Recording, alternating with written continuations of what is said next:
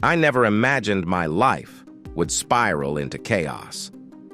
Coming home early one night, I found my wife, Mona, entangled with her ex-lover, Sam. The shock left me speechless. I watched in silence, my heart shattered into pieces. Mona's deceit wasn't just a mistake. It was a calculated betrayal. I couldn't let it slide. I concocted a plan so cruel it would leave her regretting every moment. The revenge I took destroyed her life, leaving her in ruins. This is my story of love, betrayal, and ruthless vengeance. Mona, people say that changing a shape from a rectangle or square to a triangle makes it stronger. I used to think that was strange. How can having fewer sides make something better?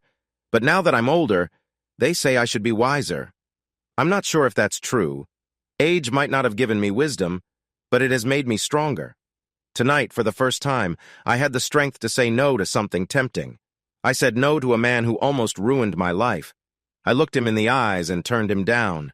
As I saw him walk away in the heavy rain on this cold night, one I wouldn't send a dog out in, I felt really good about my choice. It felt like I got back something important. Suddenly, I felt like I had more than I deserved. Maybe I should start from the beginning so this makes sense. In the beginning, there was Bobby and me, and we were in love. Bobby, the phone call, was always a mix of happy and sad. I enjoyed talking to my wife, but it hurt to tell her we wouldn't be together for New Year's Eve. She loved the diamond bracelet I sent her for Christmas, but she would give it up just to have me at home. This was the same story, over and over again. We got married young. She was 19 and I was 18. We both came from families that didn't have much money, so it was hard to make ends meet. With my engineer's mind, I came up with a plan. Oil companies were always looking for people with technical skills for their drilling sites in remote areas. They paid very well for long shifts in these places. I managed to get an interview and impress the company's representative with my eagerness and understanding of their systems. I hadn't studied engineering yet, but I had a natural talent for figuring out how things worked. I could spot problems and decide if I should fix them or replace them. This ability was something I had all my life. I loved figuring things out. As a kid, I spent a lot of time at the local garage watching the mechanics fix cars.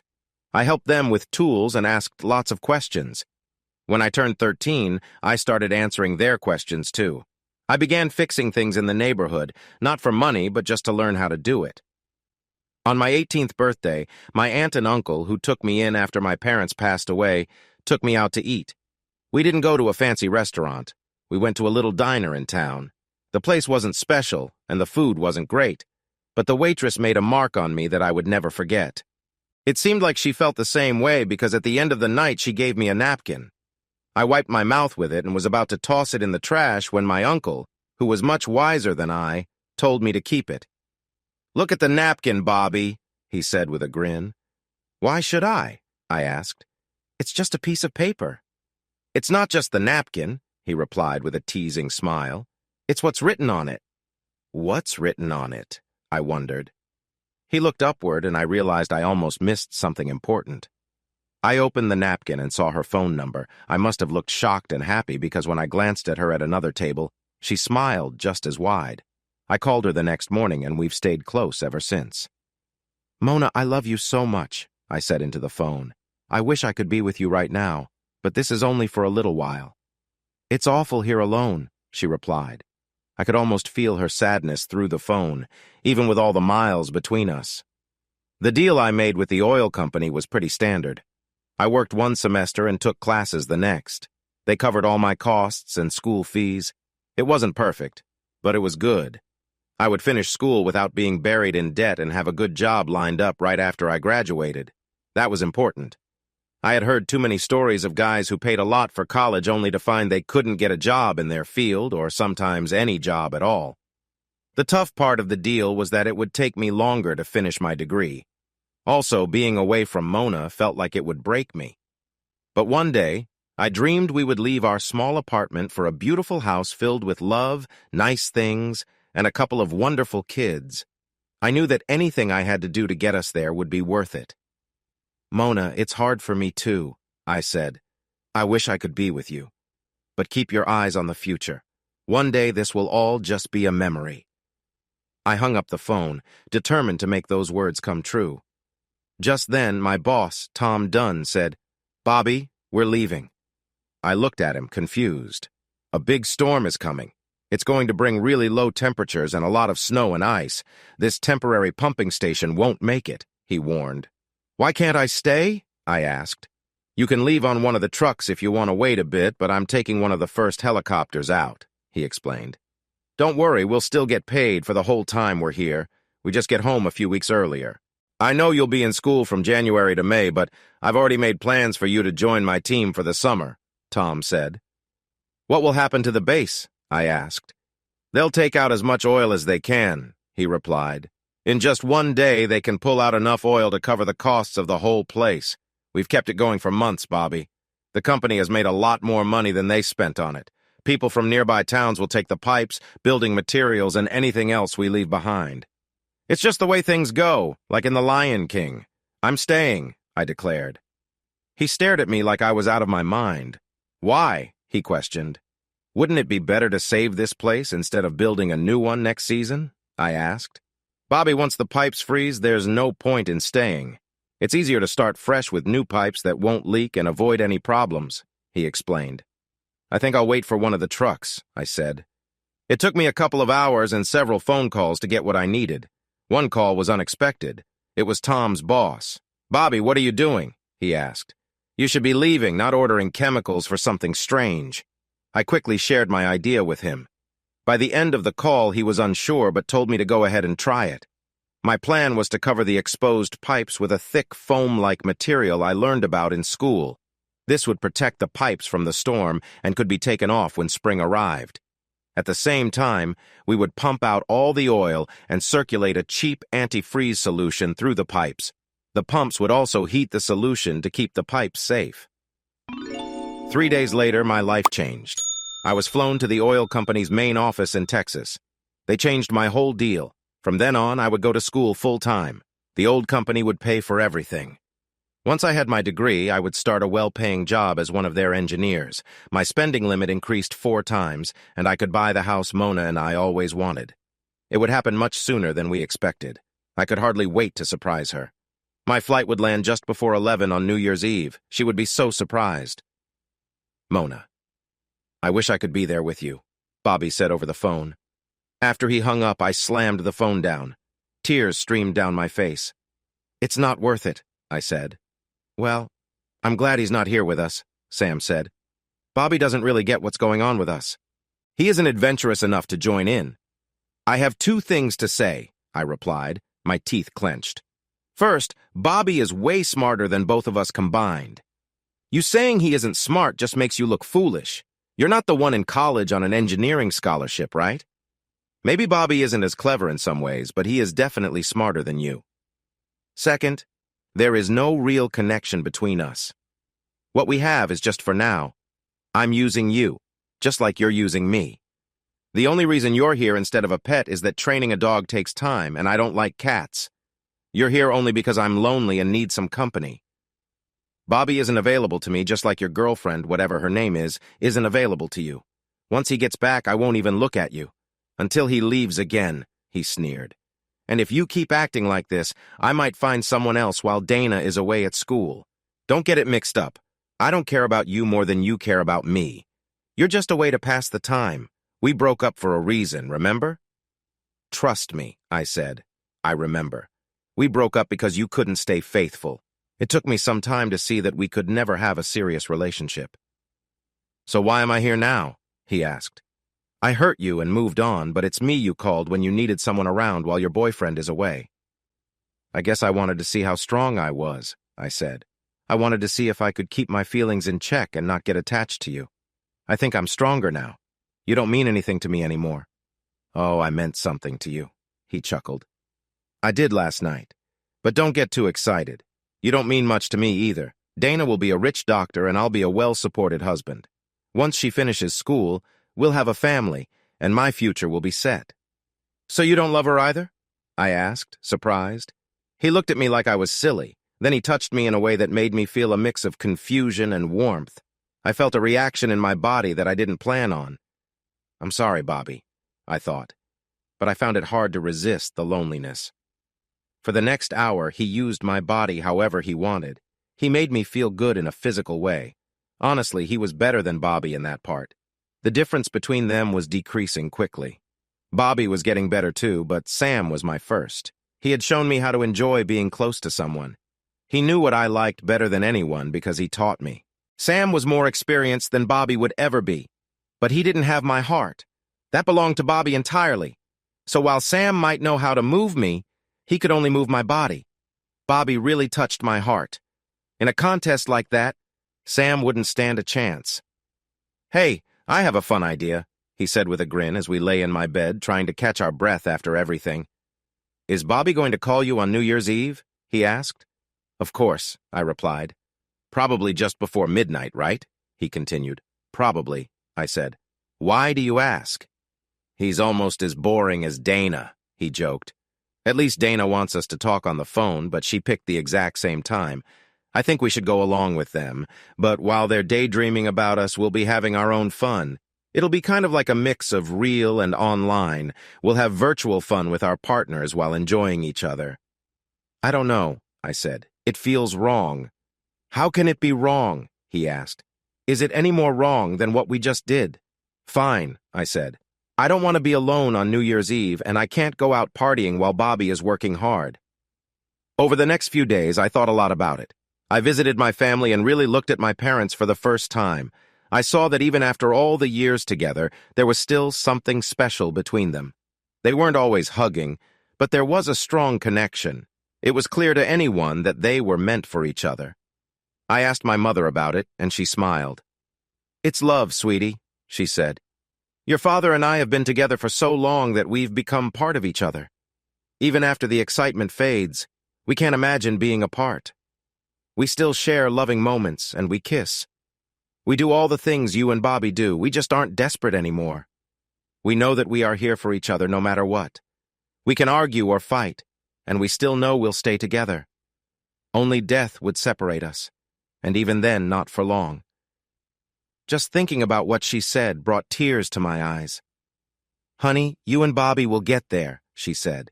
"I can see it in the way he looks at you. You found a good one this time, unlike that other guy you liked. Your father really wanted to confront him, but we thought you should learn and make your own choices. You can feel the difference, can't you?" I nodded, even though I felt bad. She was right. I could feel Bobby's love for me, strong as ever. Even with him far away, I could sense his presence as if he were right there. Bobby was always with me. I felt guilty about what I had been doing. So for the next few days, when Sam called me looking for attention, I said no. But as New Year's Eve got closer, the feeling of loneliness got too strong, and I found myself giving in. But I promised myself it would be the last time. Things didn't go as we planned. He showed up with a couple of bottles of champagne. We both knew we couldn't act like we did when we were together. We couldn't drink too much and mess around. It was too risky. At the very least, we had to stay sober until we hung up the phone with our partners. While we waited, I did something I shouldn't have done, and it made me feel bad. In that moment, I understood why it was wrong. I realized that what he wanted me to do was even worse than just being with him. Bobby loved me. He had built his life around us. He wouldn't just run off to be with someone else. I meant everything to him. Being with me was the best part of his day. Bobby calling me from far away was special. I was about to ruin that special moment. I would betray him by being with Sam when I should have been focused on my own relationship. Sam just wanted to make fun of what I had with Bobby. To him, my relationship didn't matter. As midnight got closer, I felt worse and worse. But while I was lost in my thoughts, Sam moved closer to me. It felt wrong. I finally understood it. That time, I felt nothing. I lay there feeling empty and on the verge of tears. Sam went on as if I was enjoying it, not caring that I wasn't really with him. When he finished, it shocked me back to reality.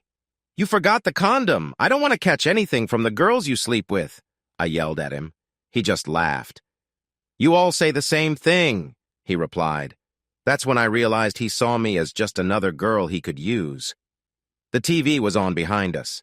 Sam opened a bottle of champagne and drank from it. Just then, his phone rang and we both jumped. It was only 11 o'clock. "Hey, babe," he said, changing his voice to sound deeper and more appealing. He put the phone on speaker and smirked at me. "Sammy, do you have a computer where you are?" a woman's voice asked, sounding a bit tipsy. I watched as he set up a video call. A very thin, pretty girl with dark hair was giggling, leaning on another girl for support. "Honey, I need to tell you something," she giggled. At that moment, the other girl took off her top, pulling her bra down and revealing her small chest. "I'm sorry, but I can't fulfill that request. I had to tell Sam that it was over. I couldn't keep doing this anymore." "Crap!" I suddenly yelled. I pushed Sam away from me. "What's wrong?" Sam asked. "It's after midnight." I missed Bobby's call. "The phone didn't ring," he said. "Don't forget about the time change." "Just get away from me," I said. "I need to clean up before I answer the phone." "Why?" Sam asked. "Can he really tell you've been with someone else over the phone?" So we waited, drank, and waited some more. Finally, we fell asleep, but Bobby still didn't call. The next morning felt really strange. I saw that Sam had moved to the sofa. It was better that way. It would have been weird if we slept in the same bed. I felt awful, and it wasn't just because of the hangover. Sam seemed eager to leave. "I'll, call you," he said. I didn't answer. Maybe my sad face made him stay a little longer. "You know the phone lines might not be working where he is," he said. "And what he does is pretty dangerous. Anything could have happened. Let's hope it's just a problem with the phone and he misses you just like you miss him." I nodded, and a small part of my smile returned. But deep down, I knew Bobby had tried to call me, and I was too busy with Sam to pick up. But phone calls go both ways. So I decided to break my own rule. I tried not to call Bobby while he was at work. He had said that talking too much made him homesick. I also knew he was safe since there were no women working at the pumping stations. Bobby had told me that when a woman driver or nurse came by, all the men would rush to meet her because they hadn't seen a woman in a long time. I called him 4 times and got no answer. Worry washed over me. My guilt grew stronger. I imagined explosions and fire surrounding Bobby. I pictured him fighting for his life while I was lying there with Sam. It made me feel sick. I threw up everything I ate, and it wasn't just the hangover. I felt like the worst person ever. Bobby was out there working hard. He faced danger every day for us and our future. He was risking his life while I couldn't handle being a little lonely. I promised myself again that I would change. The next day, I had another idea. I called the man who sent us money for our bills and for Bobby's school. I thought he might know if anything was going on, good or bad. "Mr. Lively, this is Mona Thompson, Bobby Thompson's wife," I said to start the conversation. "Do you know anything about what's happening at the base where Bobby is stationed?" He paused for a second before answering. I had a feeling something was wrong. Then he spoke. "Mona, I can't give you details right now, but I will share what I know," he said. I braced myself for the bad news about Bobby. "A big winter storm hit our area," he started. "We decided to leave the base. That's what we do in situations like this. We brought in a lot of extra people to help take anything that could still be used. For some reason, we don't have exit info for many of our guys. Bobby is one of them." I felt like I might faint. It felt like a cold hand was squeezing my heart. It's possible he just got on a different truck than the one he was supposed to. He could have taken a truck or a helicopter and didn't sign out. He might have joined a ride not from our company. Some guys called us because they didn't want to wait and took rides with locals trying to escape the storm. A few ended up stuck in remote places with no phone signal. It took them hours to reach us. Then we had to sort out a way to get them home. Bobby is smart. I'm sure he's okay and will call as soon as he can. I promise to tell you as soon as I hear from him. If he calls you, please let me know, too. For the next few hours, I curled up in my bed and cried. I felt like I had ruined my life. I could feel Bobby's presence in the house as if he had called or been there. I was filled with all kinds of silly thoughts. I felt like Demi Moore in Ghost. I thought Bobby or his spirit had tried to reach me, but I had missed it. I had missed my last chance to talk to the only man I ever loved because I was with someone I could not stand. I would never forgive myself. After a few days of worrying and crying and jumping at every phone ring, I went home to my parents. My mother asked why I had taken so long to come to them. My dad made some calls and learned things I didn't know. The company was searching hard for all their missing workers. Some were found after they called from nearby towns once the storm let up. Others got home alone and asked for money back for their trips. A couple were found drunk in places in Las Vegas, having fun since their wives didn't expect them home for weeks. The only person still missing was Bobby. My dad also found out something important. The company had a big insurance policy on all its workers that covered accidents on the job. This meant that until Bobby was declared dead or a body was found, no benefits would be paid. Bobby had made a choice. He decided to stay on base for an experiment, even though his supervisor advised against it. This choice could mess up his insurance policy. If something happened to him, it might take years to declare him missing. His family might not get any money for a long time. The worst part was that when we got married, Bobby never made me his beneficiary. We just never thought about it. Bobby's parents had passed away. His only living family was a stepbrother who drank too much and lived far away, and his grandmother in a care home. He often sent her money to help with her bills when we could. The insurance was set up before we got married. The stepbrother and grandmother were blood relations. If Bobby was gone, I wouldn't see any money. All I would have left was our apartment and some old stuff. Money didn't bother me. I just wanted my husband back. I didn't care about the insurance. I wanted the life we had dreamed of. Then my phone rang and I jumped to answer it. "Mona?" A man's voice came through. I was so upset that I took a moment to realize it wasn't who I hoped. I thought maybe it was someone from Bobby's work calling to say they found him. "Can we meet tonight?" said Sam. In frustration, I slammed my phone against the wall. Bobby I went to the campus first. A hurt creature goes back to its home. The university felt like my second home. It was the start of a new year and a weekend. Classes wouldn't start for 2 weeks and registration was a week away. I had already signed up for my classes so I could work until school began. That way I would earn more money. More money seemed silly now. What did I even need it for? Everything I thought I had felt like a lie. It was like I was watching a magic show. The magician was all tied up and dropped into a box. The box was placed in a pool of water and the timer was ticking. How long could he hold his breath? Soon, one of the helpers screamed and ran on stage with a hammer to break him out. A few people from the audience rushed up to help her save him. After some hits with the hammer, they broke the tank, and the water spilled out. They hurried to unlock the box, hoping the magician was still alive while everyone in the audience watched, holding their breath. Everyone was focused on the show, wishing for the same outcome, even if they wouldn't admit it. We all wanted to see the dead magician come out of the box, but when they opened it, we were shocked. The box was empty. The magician appeared in the back of the room, sitting with an old lady.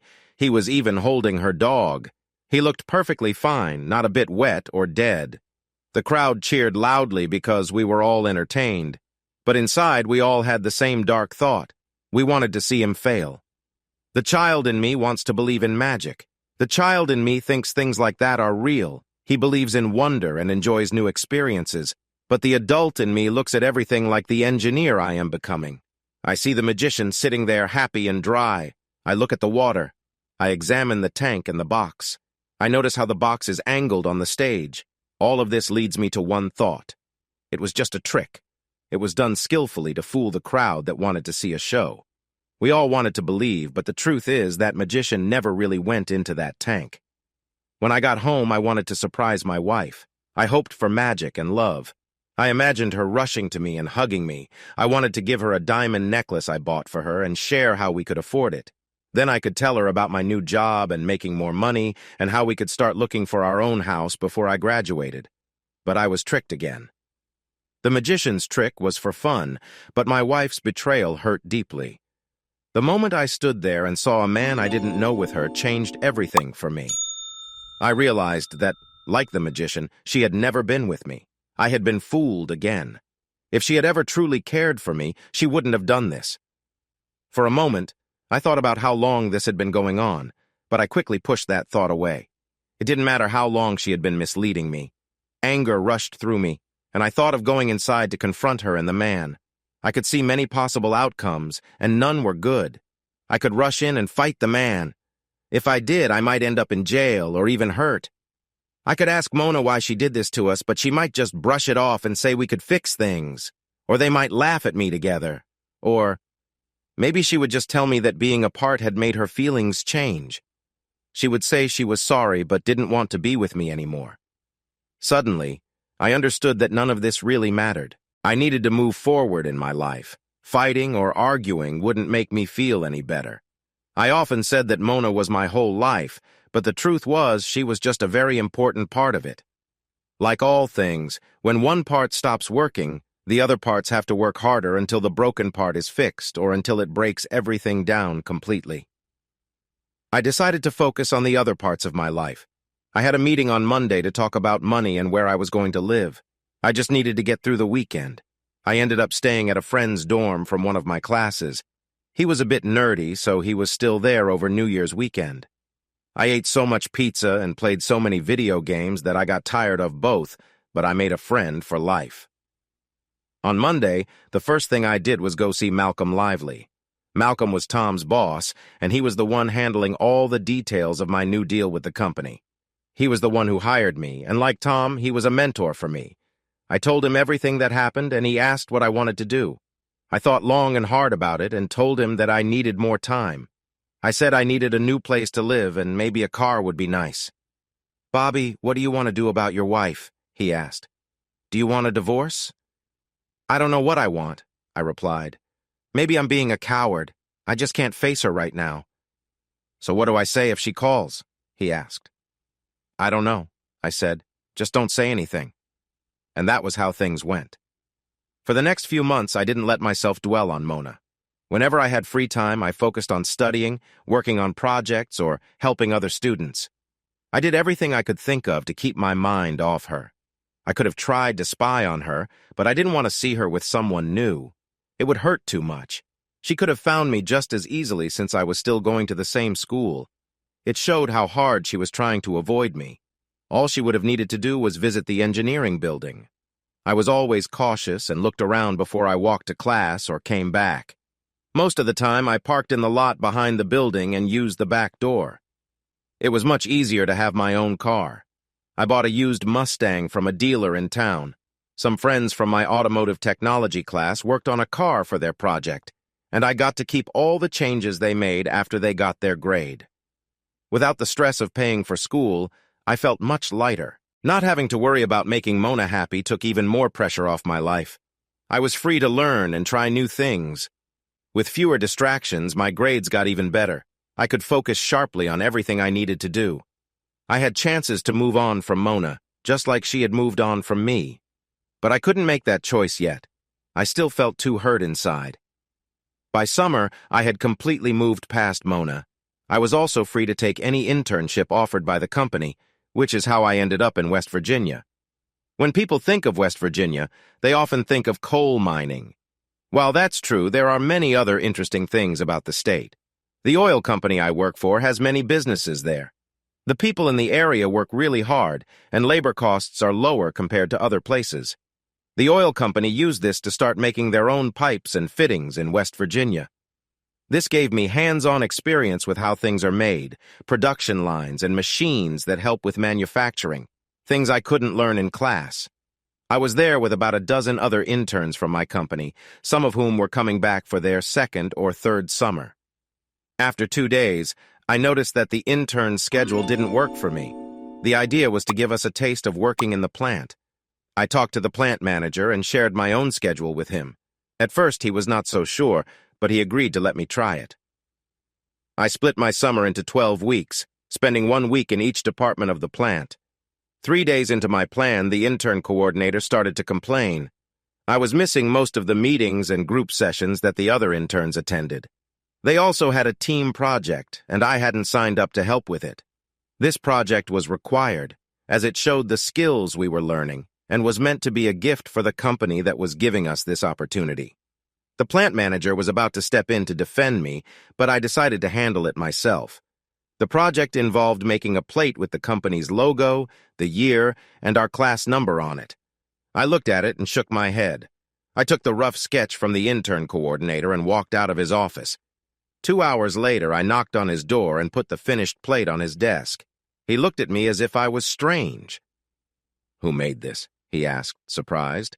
"You all should have needed most of the summer for this. We were planning to show it to Malcolm at the picnic at the end of summer." "I made it," I replied. "Can I go back to work now?"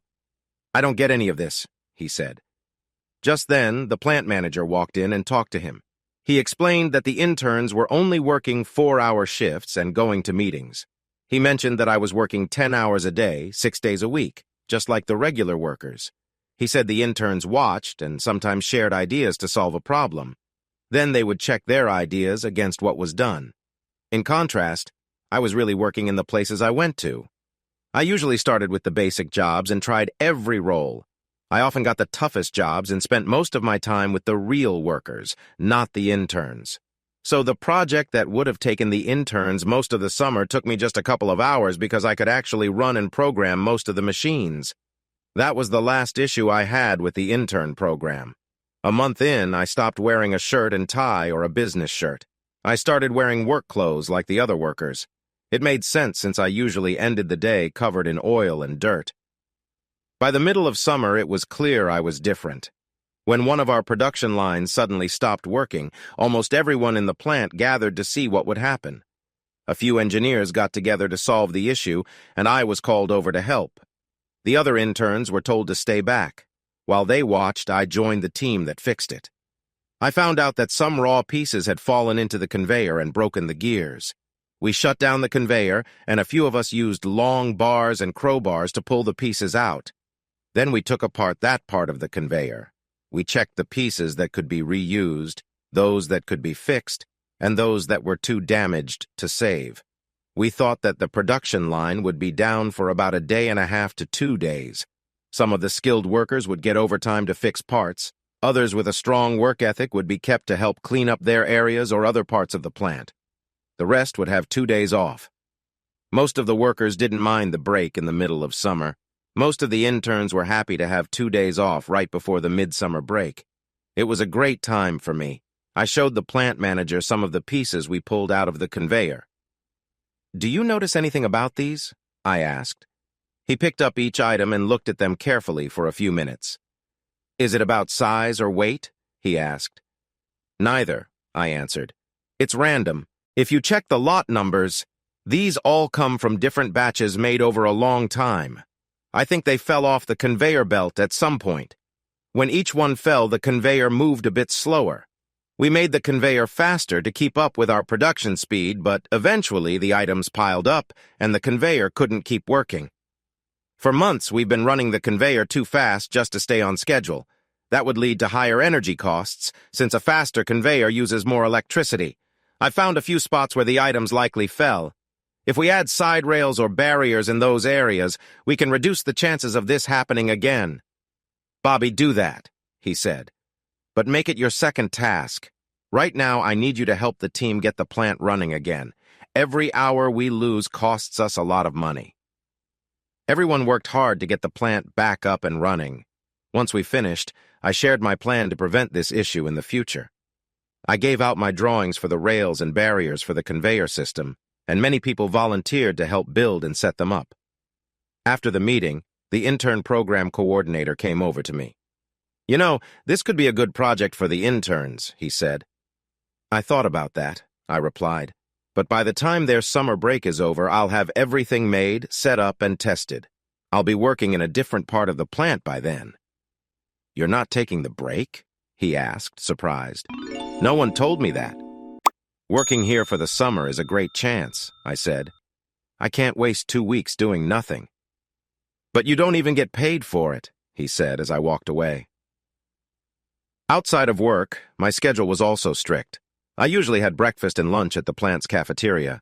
On most nights, I grabbed fast food on the way home.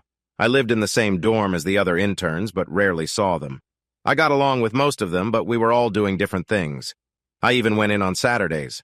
Those days were good for me. There was usually only a small team working then on short tasks, maintenance, or quality checks. I didn't go in on Sundays. Most of the time I studied, but I also found time to work on my car and take care of things I couldn't finish during the week. Halfway through the summer, I finally felt ready to deal with my situation with Mona. I talked to a lawyer that the oil company had hired.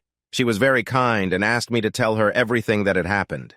I think she felt sorry for me because she could hear how upset I was, even on the phone. She explained the whole process and my choices.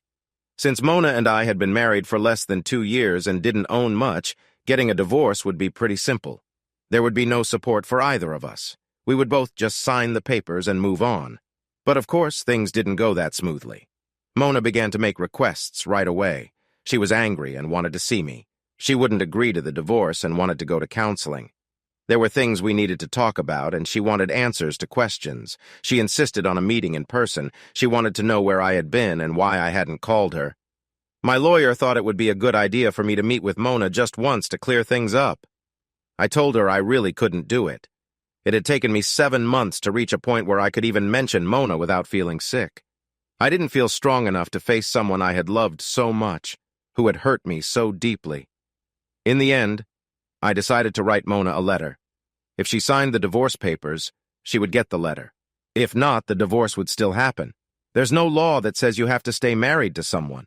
I was just glad we hadn't been together long enough to own anything or have kids. In the end, Mona signed the papers and got the letter. It was short and to the point. I wrote 10 words. There were 2 short sentences, and both were not true. Mona, I don't love you anymore. I've found someone else. I don't really know why I wrote that. Maybe I wanted to feel better by showing her that I could move on too, just like she did. Or maybe it was to make her angry. Either way, that was what I wrote, and it felt like it ended up coming back to hurt me. Sundays were also the only day I got a nice sit-down meal at a restaurant in the small town near the plant. Usually I would be reading a book or a car magazine, but it still felt like a break. It was on one of those Sundays that my life changed. I was sitting alone at a table trying to work out some problems from a textbook for a class I would take in the fall. I always bought my books early and looked through the chapters before the class started. It not only made the classes easier, but it also helped me see where I would need help ahead of time. "What are you doing, hon?" The voice was so sweet it was like music. Even though I hadn't really talked to a woman since leaving my marriage, I looked up. I had to see who was speaking. Women's voices can be tricky. Some secretaries at the plant had voices that could make a guy excited over the phone. They sounded like people who worked in phone chats. But often, the woman with a beautiful voice had a face that could shock you. This time was strange. The voice was lovely but also rough, like she smoked too much and drank hard drinks. Still, I looked. When I saw her face, my pencil fell from my fingers. She looked like an angel. Her hair was a wild halo of red curls. Her bright blue eyes showed a lot of smarts and a little bit of fun. She looked like someone who would never stay sad for long. Like many women around here, she didn't seem to know how pretty she was. "Why are you staring at me like that?" she asked, always smiling. I was lost for words. Talking to women wasn't something I cared much about. With Mona, we never went through that awkward stage. We just got close, and then suddenly we were always together. Then we got married, making plans for our future. Now just thinking about seeing her again made me feel sick. Honestly, I hadn't thought about being in a relationship again. I did not expect to be drawn to another waitress. It felt too strange. "You're so pretty," I blurted out before I could stop myself. The moment I said it, we both turned as red as her hair. She was quick to recover. She started laughing. "I guess I should get you something to drink," she smiled. "You clearly aren't seeing things right. I heard that can happen when you're thirsty. I'm not anything special. You could throw a rock and hit a bunch of girls who are prettier than me." "I'm so sorry," I said. "You really caught me by surprise. I just said what came to my mind." "Let me guess," she said with a smirk. "The rest of that thought was something about you bending me over a couch, right?" "Of course not," I said, feeling angry. Her smile faded, and her expression became serious. "Well, what was it then?" she asked sharply. "Look, I have 5 brothers. I've worked in this diner since I was 16. Some of the truckers that come in here are not shy about saying what they want. Nothing you say is going to surprise me. Just that you're probably the most beautiful woman I've ever seen," I said softly. She leaned on the table and looked at me. Then her face changed, and she smiled. "You really mean that, don't you?" she giggled. She walked away, still shaking her head, but she kept coming back after bringing my food. She had so many questions. "What language is that?" she asked, looking at my notes. "It's math," I replied with a laugh. "That's not like any math I've seen," she teased. "Why are there so many letters and squiggles in there? What are you doing?" These are stress calculations, I explained. That's one of the biggest problems today, she said. People are too stressed. I burst into laughter and couldn't stop. I laughed for 3 or 4 minutes. Tears streamed down my face when I finally calmed down. It was the first time I had laughed in nearly 8 months. Her mood changed quickly. In an instant, her eyes flared up and her mouth got tight again. "Are you laughing at me?" she whispered harshly. Even that made me laugh again. She was too small to be scary. Her nostrils flared and her little fists clenched. Her long legs tensed, and she stood taller. "I'm sorry," I said, raising my hands in surrender. "It's a sad story I won't bore you with. But really, you made my day. I haven't laughed in ages." She turned her head sharply, and her long red ponytail flew over her shoulder. "I get off in 15 minutes, she said, still a little angry.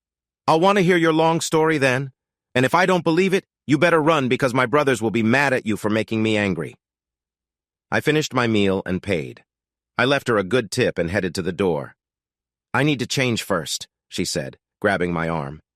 She didn't let go. She pulled me back through the diner. She took out the clip from her ponytail, and her long red hair fell down. I was mesmerized. There was no way I could leave now. When she looked back at me with her big, honest blue eyes, all my anger and sadness from what happened with Mona faded away. That was the moment I felt alive again. There are key moments in our lives when everything fits together perfectly.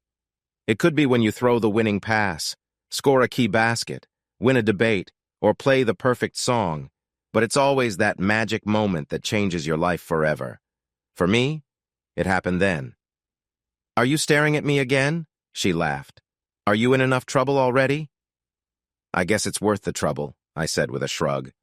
"You're so silly," she laughed. "Do you really think I would ever let anyone hurt you?" I was surprised. I never believed in love at first sight.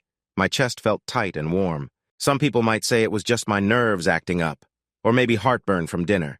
But those who understand love feel like I do. The emptiness in my heart felt smaller, just enough for her to fit in. She turned around and I noticed her slim figure and long legs. Her apron had covered up her lower half until now. I was amazed at how her shape flowed into her tiny waist. "I have 2 questions for you," she said, turning her back to me. "First, what's my name?" "Samantha," I replied. "But your name tag says Sam." She turned back and kissed me. "You got that wrong, sweetie," she said, making me dizzy. I wanted more. I started to wonder what she would have said if I had guessed right. "My name isn't Samantha, dear," she said with her eyes closed tightly. "Now, what color are my eyes?" "They're bright cornflower blue. They're big eyes that make you feel like everything will be okay, no matter how bad your day is." She interrupted me with another kiss. This time her sweet, strawberry-flavored tongue reached for mine. My heart raced and she laughed. "Do you have a hammer in your pocket?" she giggled. "Because something is poking my tummy." I felt really shy and pulled back. She held on to me and pulled closer. "Did I get the second question right?" I asked, feeling strange standing there with her after just a few minutes. "Nope, you missed that one too," she said, her eyes twinkling with fun, and her scratchy voice made me feel uneasy. "Then why are you hugging me like this if I didn't pass?" I asked. "Robbie, you need to stop thinking everything is a math problem," she said. "Life isn't math. Sometimes there's more than one right way, and sometimes things just happen and mess up your plans." "You know my name?" I asked. "Robert James Thompson," she said. "Everyone in town knows you. The guys at the plant think you're a good guy. They don't have much to say about the rest of your friends, though. They call them a bunch of spoiled kids who might try to change things at the factory without knowing how it really works." "Huh?" I said. "They're engineers," she said, like that explained everything. "Engineers think they know it all. Every time we get new engineers at the factory, they want to change everything just to show off how smart they are. But their ideas usually don't work and things go back to the way they were. Still, they have to make their point." "What's their point?" I asked. She rolled her blue eyes at me like I was the dumbest person around, then kissed me again before answering. "It's like dogs, Robbie. There's always a fight to be in charge. Engineers have to prove they are the boss, just like the guys you came here with. They walk into the factory like they own it and start telling everyone what to do before they even know what's going on. They aren't even real engineers yet, but they try to boss everyone around. Outside the factory, it's even worse. They act like they're better than everyone else. They go to the bars in town and think people should treat them like royalty. They hit on every girl they see, even the ones who are with someone else. But we know how to deal with them. Inside the factory, all the guys pretty much ignore them. If they can't ignore them, they tell them to follow the rules. They have to ask their supervisor first. If not, they can't do it. Or they pretend their machines are so loud they can't hear them. My favorite trick is telling them that their machine can't do what they want. They make up things like needing a metal stretcher or a special welding tool. I've never heard of a metal stretcher, I said. Or, that's because it doesn't exist, she laughed. But a guy who won't admit he doesn't know something won't ask what it is. They run around the factory asking where it is. Everyone knows what's really going on and points them to the far end of the factory while laughing at them. She hugged me tighter, still laughing at the thought. Outside the factory, we do the same stuff. We charge them double for everything they buy, and only the wildest girls in town want anything to do with them. Let's just say more than one of those guys will end up bringing back trouble with them. We have some pretty loose women around here. Suddenly, I realized how foolish I had been. I understood why a woman like her would want to be with someone like me. I could already feel itchy things crawling on me. Well, thanks for the info, I said. I dropped my arms and tried to pull away from her, but she wouldn't let go. She looked confused. I'm not done with you yet, she said. Come on, you've had your fun, I replied. I get it. You think I'm stupid because you're telling me what you're doing, and you think I won't see that you're talking about me. She looked at me in a weird way. Go call your brothers, I said. After they hurt me, I can go to the hospital to get checked up. She stared at me and then clenched her jaw. Suddenly, she punched me in the face. Her eyes glowed bright blue again. It was nice talking to you, I said, turning to leave. At first, she said, but it's too bad you're too dumb to see what's really happening. I'm smart enough to know when someone is making fun of me, I shot back. Robbie, no one is making fun of you, she said. It's the jerks you came here with that we were talking about. And then you called me a bad name. I'm not like that. I've only been with a few guys. I have 5 brothers. They don't let many boys get close to me. I thought you were special. Why? I asked. I got both your questions wrong, and you seem to enjoy showing me how dumb I am. That's because you're really smart, she said. Who does math while eating? Who does math when they don't have to? Sometimes the answer is more than just an answer, and sometimes things are just what they are. She was very passionate about what she was saying. You saw my name tag and thought my name was Samantha, but it's just Sam, she explained. My mom promised her brother she'd name her next kid after him. With 5 boys already, it seemed certain I'd be a boy too. But my Uncle Sam died 2 weeks before I was born, and a promise is a promise. She was getting more and more excited. What about your eyes? I asked. I just said what I saw. She moved even closer to me and wrapped her arms around me again, sighing. I love the way you describe my eyes, she said, almost purring. My brothers and the guys here like light eyes on girls. I guess they think it's special. My whole life I was told my eyes are shit-kicker blue. I laughed hard enough to squeeze her. There's that hammer again, she giggled. What does shit-kicker blue mean? I asked. Around here, the best and smartest guys work in the factory, she explained. Then the next best work for the sheriff or the town. Next are those who work in stores or gas stations. The coal miners are below them, and at the bottom are the farmers, also known as shit-kickers. They spend all their time looking at the ground and the plants. So, when they finally look up, they are always surprised at how blue the sky is. I started to laugh again, and she cuddled even closer to me. But that's not why I asked you that question, she said. I just wanted to see if you feel about me the way I feel about you. But how can you know that? I asked. Because if you really liked me, you would be looking at my face, she said. If you didn't, you would just be looking somewhere else. And Robbie, you really love me. It was a silly thing. A name means a lot to us. My name is Robert. People call me Robert, Rob, Bert, even just Bob. But Mona called me Bobby, and that made me feel special to her. For the last 8 months, Bobby had been down in the dumps. That's putting it lightly. Bobby was really sad and hiding away from the world. When Sam called me Robbie, it felt like I changed. Just changing one letter made me feel needed and pulled me out of my sadness.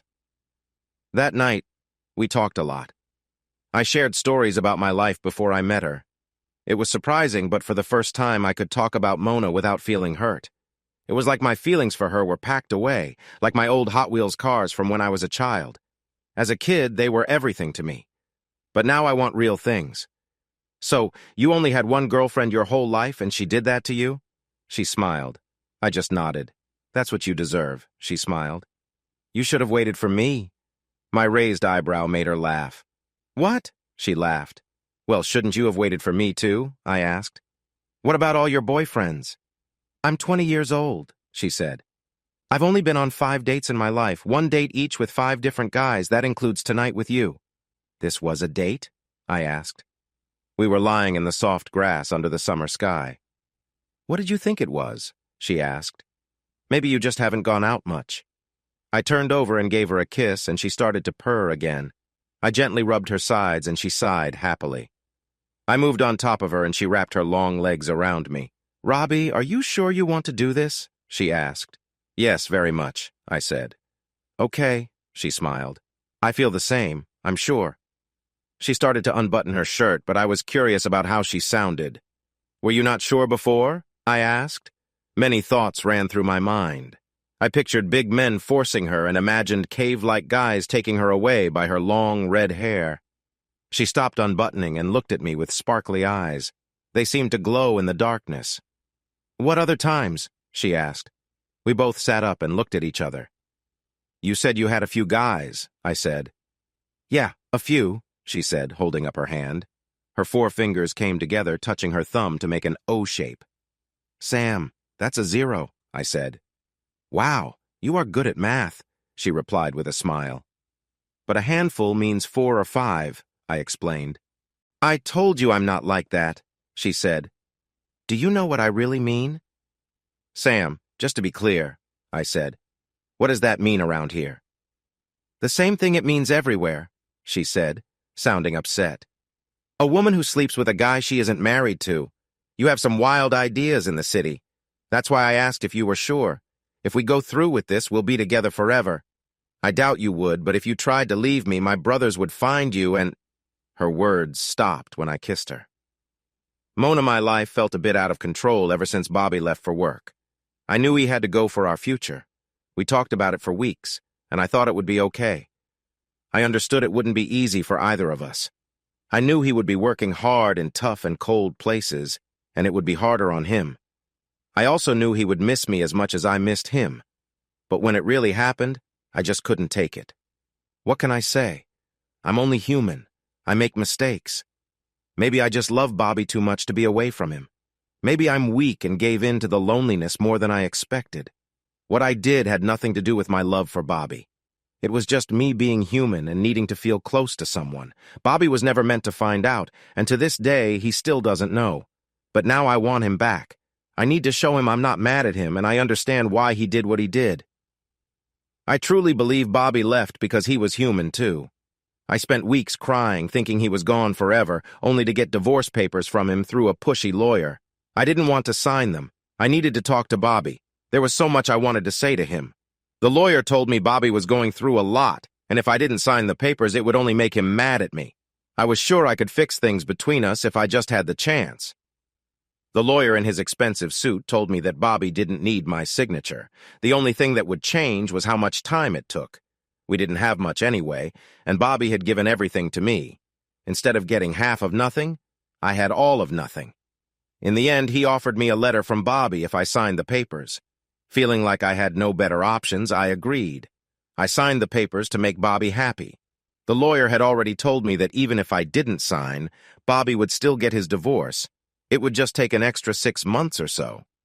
The letter from Bobby was very short, and it made me cry. I spent months reading it and thinking about it.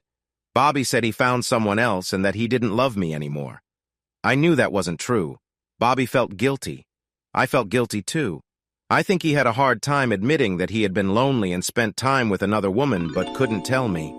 I wanted to tell him I understood because I had made a similar mistake.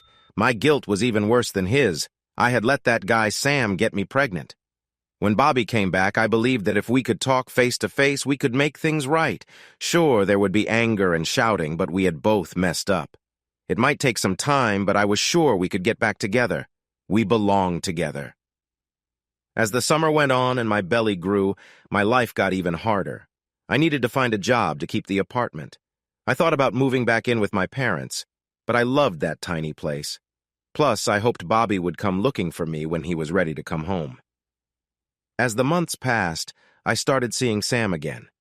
Well, seeing isn't the right word.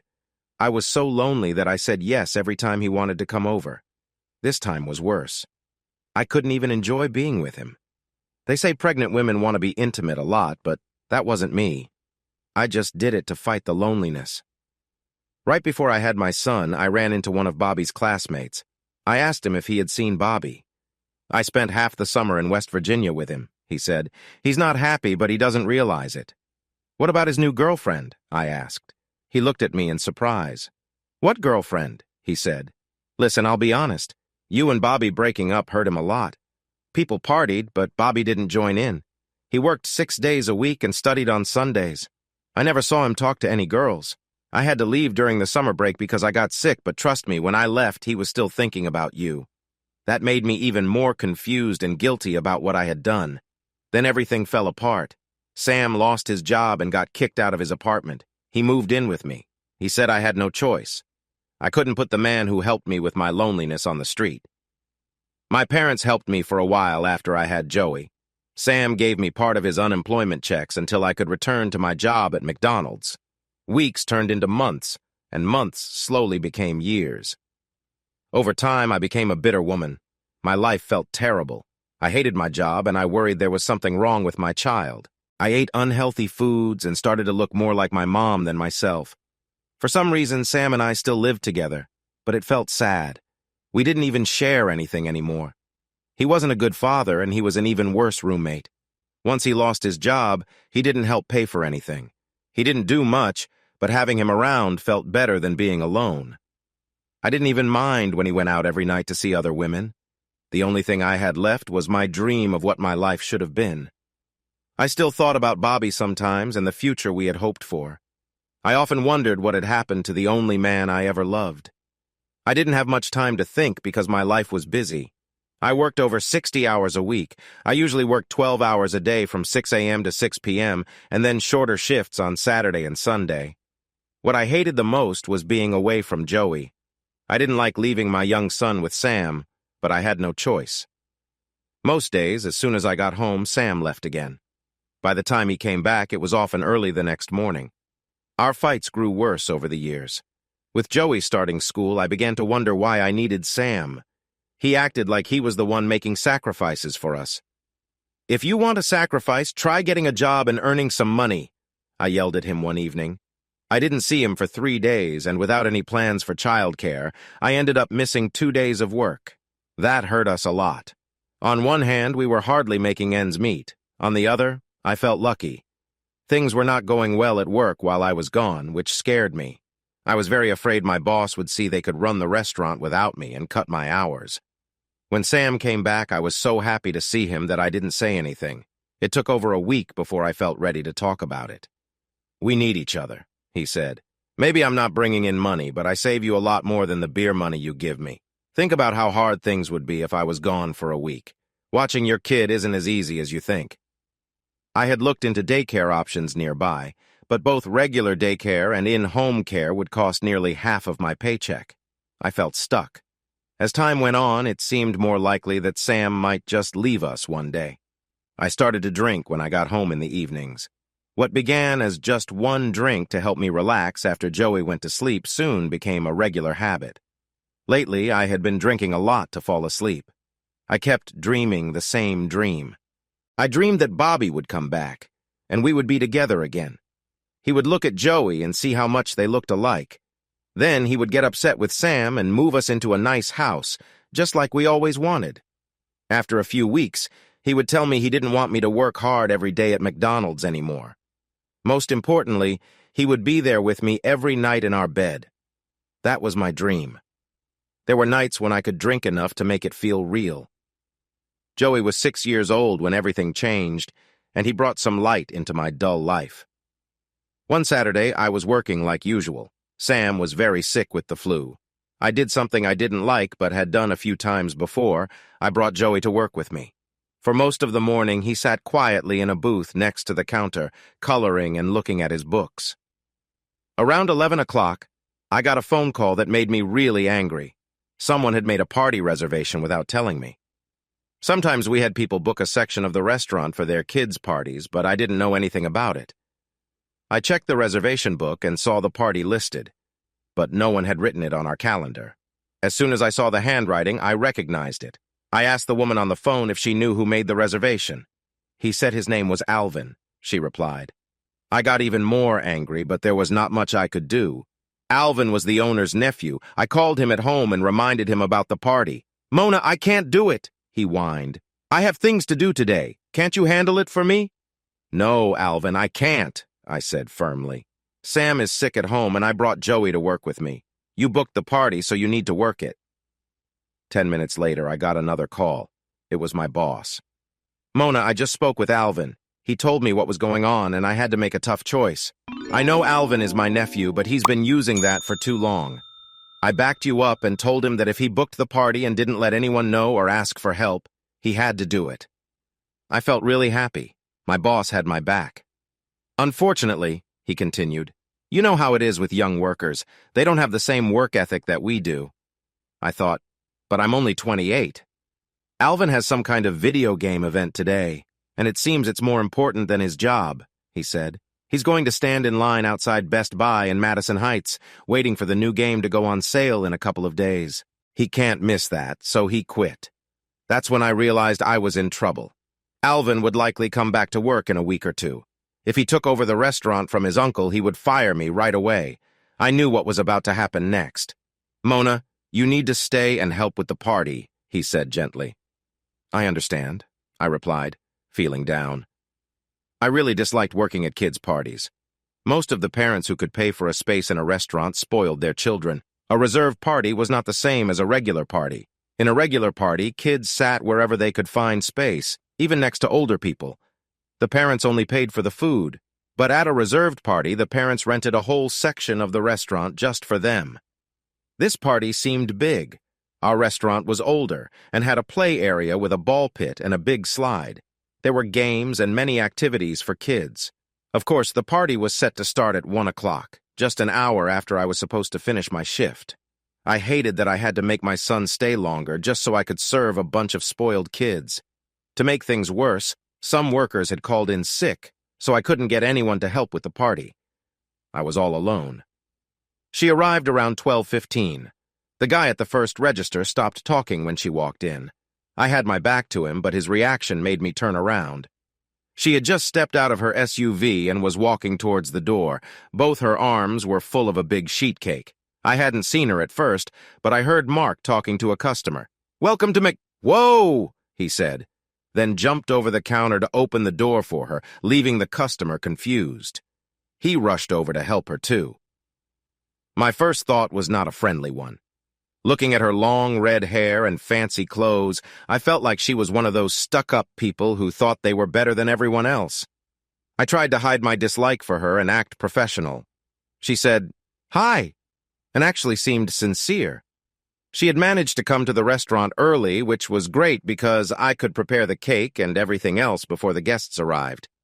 Usually, parents showed up right when the party was about to start. She had even brought name tags and place cards. Plus, she made a list of the food each child wanted to eat. This saved me a lot of time because I could order much of the food in advance. She also asked me to make our food orders smaller. After just a few moments of talking to her, I had to admit I liked her. It wasn't her fault she looked like that. When she came back to her big SUV, she brought 2 of the cutest little girls with her.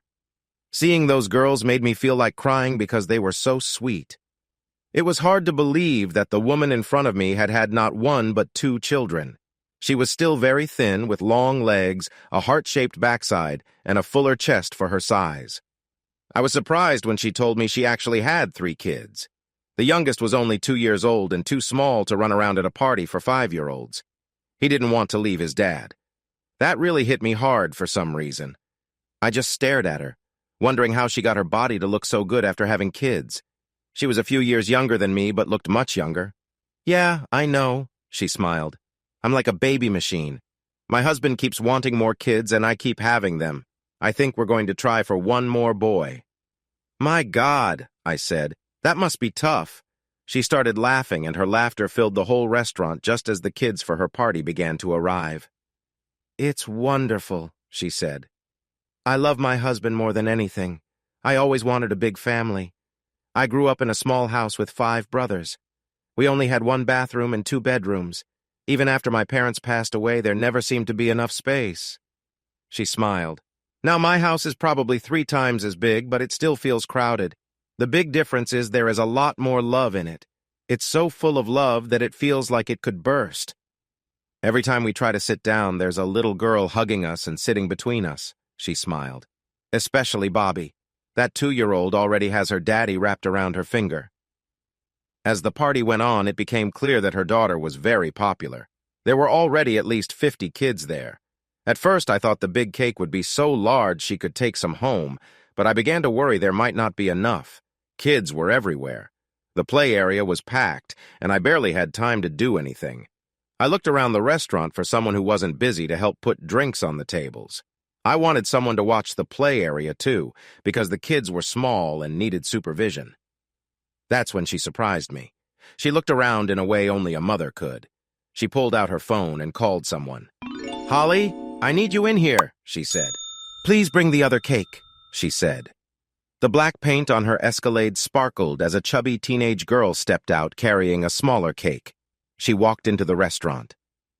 Holly, can you watch the kids in the play area? She asked. At first, I wondered how someone who seemed like a good mom could leave her kids in the car. Now I realized she hadn't. She had a babysitter with her. Holly took charge of the play area, organizing the kids for games. The party became lively. Next, she picked up a tray filled with cups and moved from table to table, putting them down. I was amazed. Parents often thought paying for a party was enough, but her help turned a big job into something fun. She kept asking me how she could help. But one thing that really stood out was when she went out and came back with my son, Joey. Joey had always been taught not to talk to strangers. Yet, she managed to get him to not only speak to her, but also leave his booth with her. Mona, she said, looking at my name tag. Is it okay if this young man joins the party? That whole afternoon felt strange. I had trouble believing I didn't want to work at the party. Usually Joey was shy and quiet, but with so much happening around him, he wanted to join in. I was still cautious. He didn't have many friends and wasn't very good at socializing. She took control. She called over the birthday girl. Angie, this is Joey, she said. Introduce him to your friends. The little girl, just like her mother, was kind. Hi, I'm Angela, she said. It's my birthday. Thanks for coming to my party. Angela seemed happy that Joey was there. Just like her mom, she was genuine, and even my shy son noticed it. Sorry, I didn't bring you a present, he said. To my surprise, Angela laughed. I have lots of presents, she replied, but you can never have too many friends. New friends are the best. Come on, we're playing games. Do you like games? He nodded eagerly. Later, you can cut your own piece of cake, she told him. You can cut the biggest piece ever. I felt bad for my earlier frustration and for misjudging Angela. It nearly made me cry. By the end of the party, Joey had many new friends, and my view on spoiled kids had changed. I also found a new friend. The party turned out to be a great success. As I watched a lot of tired kids, including my son, walk away, I realized they were so worn out from all the fun that they could barely hold on to the bags of treats they had received. I was surprised when my new friend Sam introduced me to some parents who were looking for help to throw parties for their kids during the summer. I was even more surprised when Angela, yawning, came over and asked if Joey could go to the zoo with her and her sister the next day. The party had been nice for the kids, but I didn't expect anything else to come from it, but Angela really wanted my son to go. He's smart and knows many things about animals, she said. He reads a lot, just like Daddy. Can he please come? I needed to get away from these people. They were too nice. I had worried for so long about my son fitting in, and now that he had found friends, I felt I would let him down. I couldn't afford to take him to the zoo. Honey, I would love to bring him, I said, "but I have to work tomorrow." "But Joey knows a lot about animals," she said. "My mommy just reads the signs at the zoo. Most of the time, she's just talking to my daddy on the phone, even though she'll see him soon when he gets home. Then they kiss, like they haven't seen each other in ages." Sam was getting redder by the second. "Mona, why don't you bring him to work with you again?" she suggested. "The girls and I will pick him up at 10 o'clock. It will be our treat for his knowledge about animals." I didn't want to disappoint the eager faces of Angela, her little sister Kimmy, my son Joey, and even Sam. "Okay," I heard myself say, feeling much better as the frowns turned into smiles. I took Joey home, and for once he went to bed without any fuss. One day had changed him so much. He had filled his backpack with animal books. He couldn't read yet since he was only 6, but I had read them so many times that he knew many of the facts by heart. If he saw a picture, he could tell you exactly what the page said. When we got home, Sam was sitting on the couch watching our old TV. He coughed a few times, but I ignored it. "Sorry, I couldn't watch the kid today," he said. "I slept all day, but I feel better now." I didn't pay much attention to him.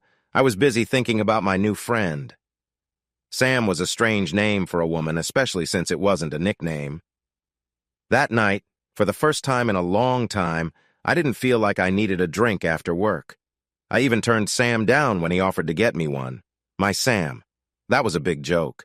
He had never really been my guy. Even after all these years together, we had never gotten married. He just wasn't the settling down type, and sometimes I felt like I was still married to Bobby. But Sam was draining my energy, and one day I would have to do something about it. Even if a miracle happened and Bobby came back for me, having Sam around wouldn't be good. It would be just as hard if I found someone new. Sam and I still argued. I think he felt that I should always support him. In his eyes, since we had been together, he lost his chance to marry his fiancée, who was a doctor. He liked to point out that even with all my love for Bobby, he had been less dependable than Sam. At least Sam had stuck around. Bobby, he said, had just left when he got tired of me. "Sure, I see other women," he said. "But I always come home to you, Mona." I had to give him some credit for that. And he was right. Bobby really had left me. It didn't matter if he left for another woman, which turned out not to be true, or if he just wanted to be single to travel for his oil company job. Bobby had deserted me. He had betrayed me in the worst way. Most women might say cheating is the worst, but they are wrong. If Bobby had gone to another woman, at least I could compete. Bobby loved me too much for anyone else to take his heart. But it's hard to compete against a job and a lifestyle. I should have seen it coming. Even when we were young, Bobby loved fixing things. Some days we'd spend all day at an old lady's house just so he could fix her fence or lawnmower. When he got the chance to travel with the oil company, I should have noticed how excited he was. It was like the old days, but instead of just fixing things nearby, he was off fixing things all over the world. I couldn't compete with that.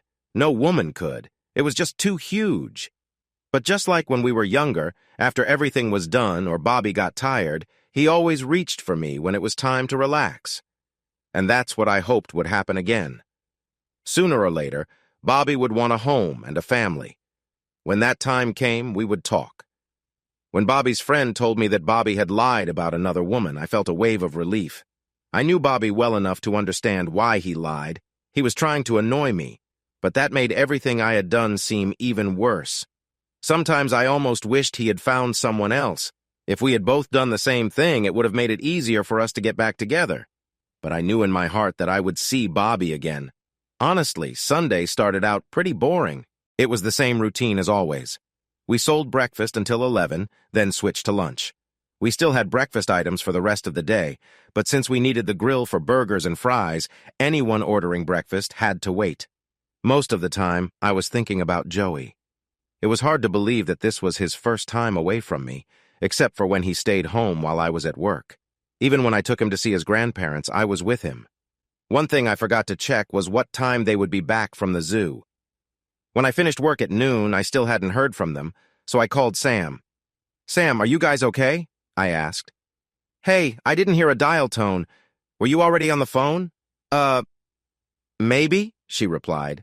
I laughed, remembering something her daughter said the day before. "How are the kids?" I asked.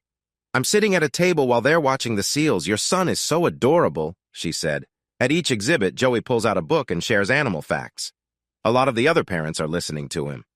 I'm done working for the day, so, I started to say. Relax, Mona, she said. Let him have fun. I'll take care of him like he's my own. You have 3 choices. Number 1, I can bring him to the restaurant now, but you'll have 3 unhappy kids. Number 2, you can come here and join us. Or number 3, you can go home and relax for a bit, and I'll bring him back when we're ready to leave. Number 3, please, I said. Hearing her calming voice made me feel better. Plus, I could hear Joey talking excitedly in the background about seals and sea lions. His joy made me happy too. I went home and did something I seldom had time for. I took a long, relaxing bath and read my own book while soaking in the tub. What were you doing in there? Sam asked, looking a bit scruffy and holding a can of beer. As I looked at him, I wondered why I had ever liked him. Then I remembered that having him around felt a little better than being alone, but just barely. As if he could read my mind, he quickly asked, "Where's the kid?" He never called him by his name, always saying your kid or just the kid, when he worried I might get upset. He went to the zoo with our new friends, I said. Do we really have enough money for that? He asked. I knew he was really worried about his money. Your cash for drinks and fun is safe, I said. Sam is paying for it. Who is Sam? He asked. Do I know him? I couldn't help but laugh. Thinking about how sad my life was made me laugh even harder. What's so funny? He shouted, sounding angry. Are you replacing me? Because nobody else will deal with your drama for long. No guy wants to stick around while you feel sorry for yourself over someone who left without saying why. And your kid acts strange. No man will want to be near a kid like that. I can find someone else, you know, just like your ex did. I can find another woman. And you could have at least picked a guy with a different name. It just makes you look desperate to pick a guy with my name. He paused and then smirked. If there is a Sam. I laughed even more.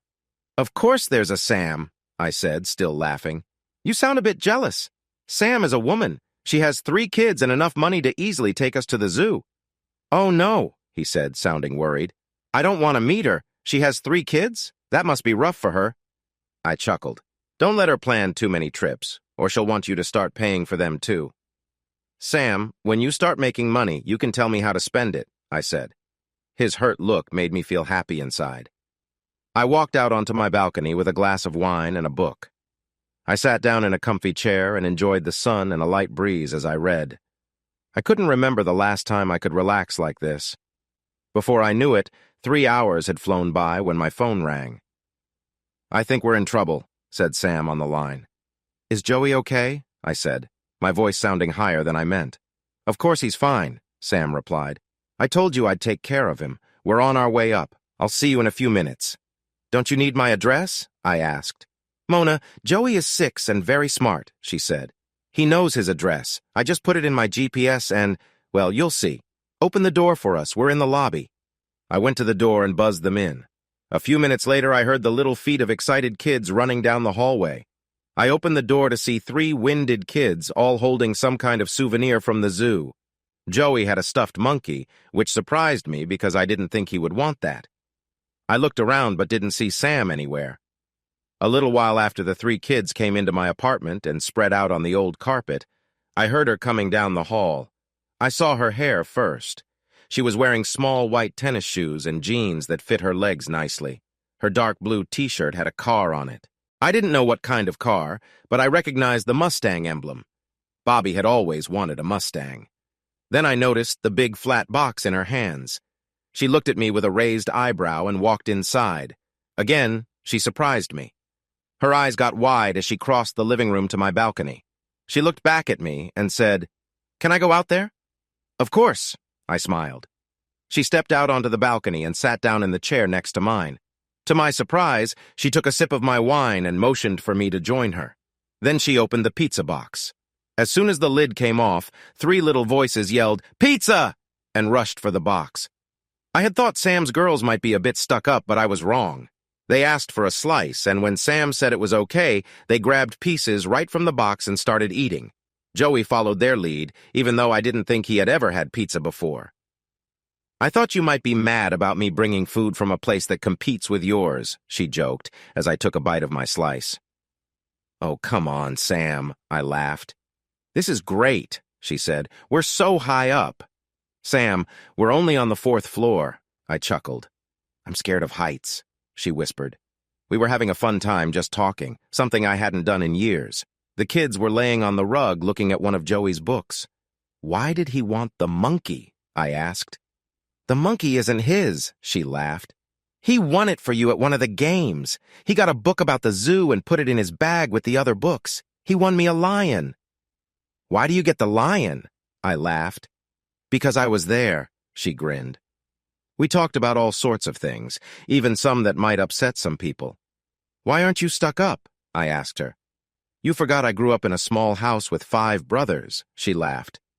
"When Rob found me, I was a waitress in a little diner with awful food." "You were a waitress?" I laughed. She nodded and took another sip of my wine. "And we've been together ever since," she said, and I noticed her face light up when she said it. "So how long did you two date before you got married?" I asked. She looked at me and just laughed. "We didn't really date," she said, starting to laugh again. "The moment he walked into the diner, I knew he was mine. That's one of the things I love about your son. He reminds me so much of Rob. You have to remember, this was a coal mining town with just one factory. I had heard a lot about him before I saw him for the first time, and my heart started to race. I just knew something was special. It was strange, but I understood why she had so many kids. Just talking about her husband made her really excited." "So, you never really dated," I said as I took a sip of the wine we were sharing. "Remember the guy I told you about, my ex-husband? He was so shy that it took him months to ask me out. I tried to show him I liked him. I met him at a restaurant and even wrote my phone number on a napkin. I followed him around the neighborhood while he helped older people fix things. How long did it take for you to know he liked you?" "I told you, Mona," she laughed. "We just knew. The first thing he said to me was that I was pretty. I had to trick him into staying until I finished working. I told him I was sad and my brothers would beat him up if he left." "And he stayed?" I asked, holding back a laugh. "Yeah, he said I was so pretty it was worth getting in trouble just to look at me," she replied. "Oh, wow," I said. "What happened next?" "We talked for a bit and then we were together," she said. "We did it right there on the soft grass. I was shocked when I heard that—" "Wait, you were together on the first day you met?" I asked, trying to process it. "Of course I did," she laughed. "I told you we both knew from the start." "That's what I like, a woman who knows what she wants," a voice said from behind us. I turned and saw Sam standing there looking excited. His eyes were wide as he watched her. He came closer, and I suddenly felt strange. I felt like I needed to protect Sam. I knew he thought he was smooth, but she probably hadn't met anyone as tricky as him. "Mona, I think the kid is falling asleep," he said. "2 little girls are already asleep on the sofa." "Okay," I replied. "Sam, let me put Joey in bed, then I'll help you carry the girls to your SUV." "I can help her," Sam said. I was surprised he offered to help. "We'll do it my way," I insisted. "All right," he smirked. We never got introduced, I heard him say to her as I walked away. I needed to hurry so I could get back quickly. I tried to be fast, but I wasn't quick enough. Before I could get Joey into bed, I heard Sam yelling. I rushed back into the living room and saw him screaming and rolling on the floor. At the same time, she was sitting calmly in her chair, sipping our wine. She didn't even smile. "She cut me!" Sam shouted. "That girl cut me! I want her out of here now!" "I warned him," she said calmly. "He was leaning all over me. He was looking at places he shouldn't have, and I told him I wasn't that kind of girl. Then he put his hand on my shoulder, so I warned him again. I was just being friendly." "You jerk!" Sam shouted. "You were being too friendly," Sam said. "He slid his hand down from my shoulder and tried to touch me, so he got what he deserved." "What did you do?" I asked. "I just gave him a little cut to make him back off," she smiled. "Maybe next time, he'll keep his hands to himself." Suddenly, Sam's hand moved fast, and I heard a click. She had a long, sharp knife in her small hand. "I just gave him a warning cut," she said. "It wasn't near any important spots, and I didn't touch anything I wouldn't want to. It wasn't even a deep cut. He's just a big baby." I couldn't help but laugh. I picked up Kimmy from the couch while Sam grabbed Angela. We carried the girls to her big, shiny SUV. I was amazed at how large it was. We put the girls in their car seats and saw a third seat for Joey. It was way too big for her 2-year-old. Joey didn't have a seat in my car, so I just tightened one of the seat belts for him when he grew out of the baby seat. "Sorry about your husband," she said. "We're not married," I laughed. "Like you said, he got what he deserved." "We were having fun too," she spat. "Next time we'll do it at my place, but I don't have a balcony."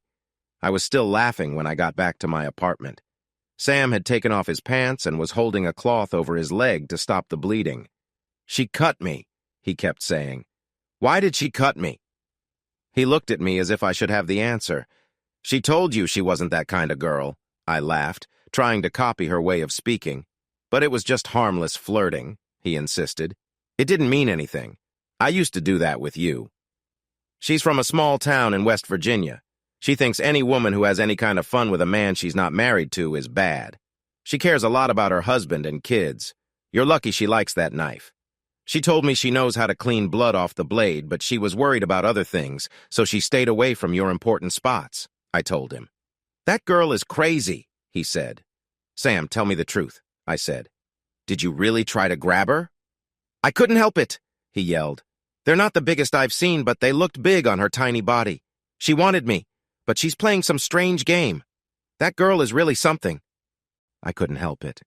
"She really lit up when she talked about her husband, dumbass. She thinks he's amazing. She didn't even notice you were there. You're not as charming as you believe. I can't believe you tried to do that here in my apartment, with my son in the next room. What is wrong with you, Sam? No, the real question is what's wrong with me for putting up with it." "Come on, Mona," he replied. "You know how things are between us. This is how it's always been. You know I've had more than just you. She's the odd one. We were together when you were with that jerk who left you. We were together when I was with that woman. We were lucky to have each other when the people we were with went away." He walked closer to me, still holding a cloth against his leg. "Mona, stay away from that woman," he said. "Maybe it's all those hormones from having a lot of kids." "Sam, how long has it been since I had a good friend?" I asked. "I like her." "You hardly know her," he said. "And listen, Mona, I'm warning you for your own good. Rich women can be crazy, and she has money. Did you see her truck? Did you even notice her shirt?" "What about it?" I asked. Her shirt said, "My husband drives a Shelby GT 350. "So what?" I replied. "He has a car. It doesn't impress me." "That's because you don't get it," he said, raising his voice. "That car isn't out yet, and he has one. That's impressive." "Maybe he doesn't have one," I said. "Maybe she just likes the shirt."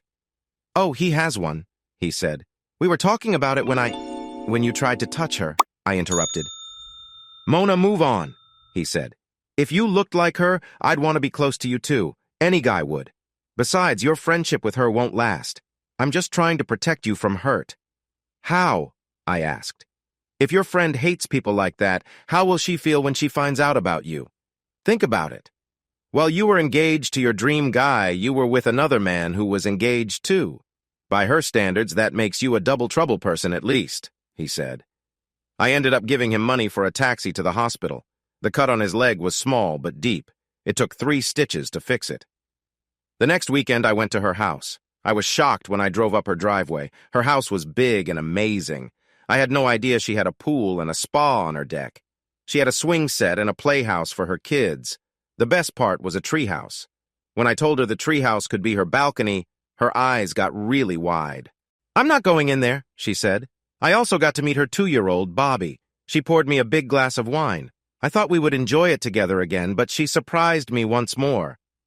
"I don't think I'll be drinking for a while," she said with a big smile. "He deserved it," I replied.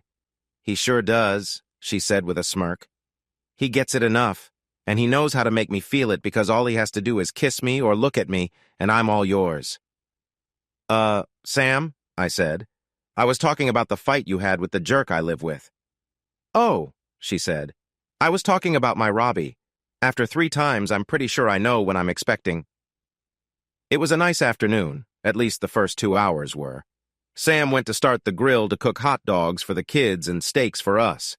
I was holding her baby, who, even at 2, showed signs of being just as pretty as her 2 sisters and her mom. Suddenly, the little girl turned on my lap. She seemed to hear something I didn't. A few seconds later, I heard what I thought was a kid in a racing car.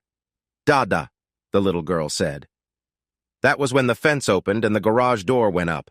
There was a modern Mustang in the garage and another car, likely another Mustang, up on some jacks. When the car pulled into the yard and stopped in front of the big garage, it didn't look like any Mustang I had seen before. It had the small horse on the front, but it was sleeker, wider, and lower than most Mustangs I knew. Sam left the grill and ran into the arms of the man who got out of the car. I couldn't see him well, but she was all over him. If he got that kind of attention all the time, it was no wonder she had so many kids.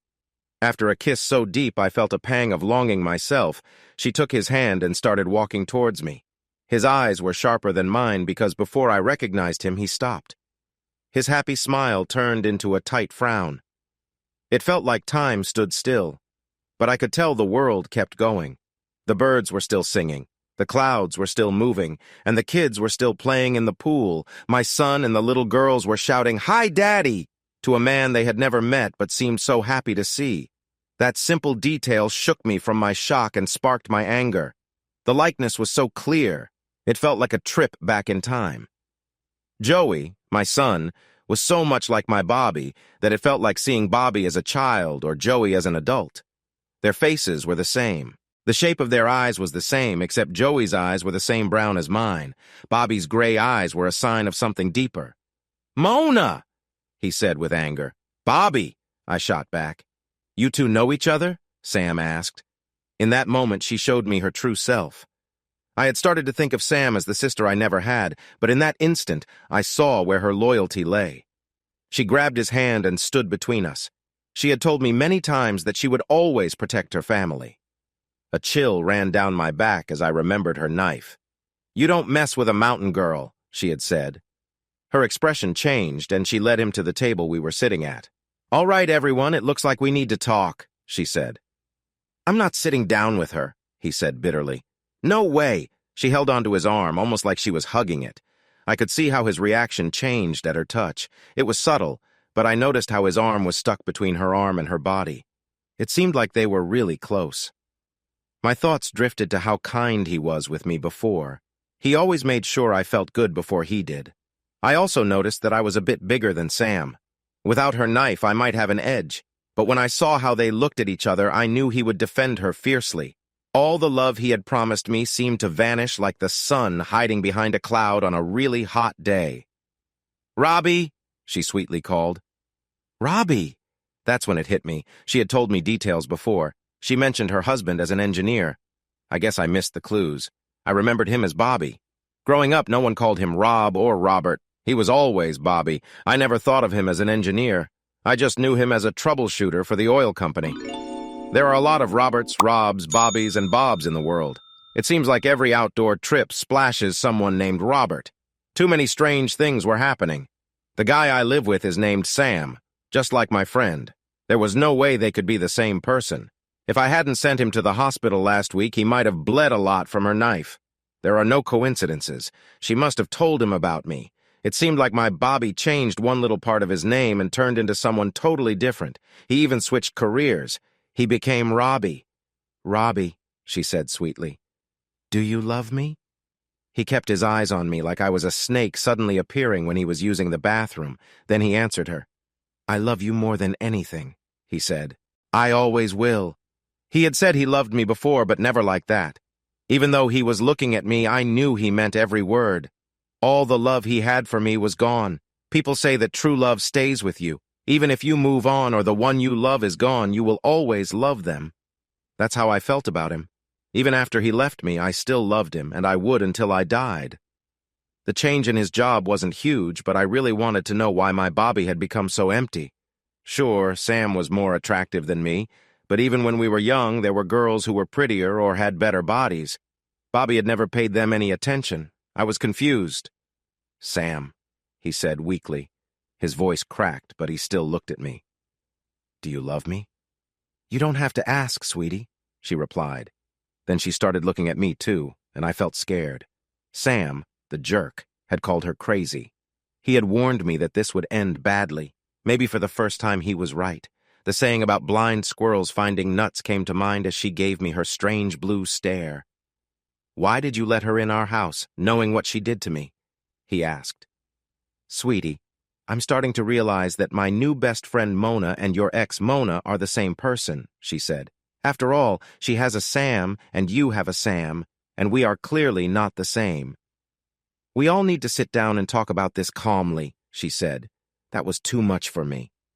"What do you mean what I did to you?" I shouted. "You are the one who left me when I was pregnant with your son. Look at him, Bobby.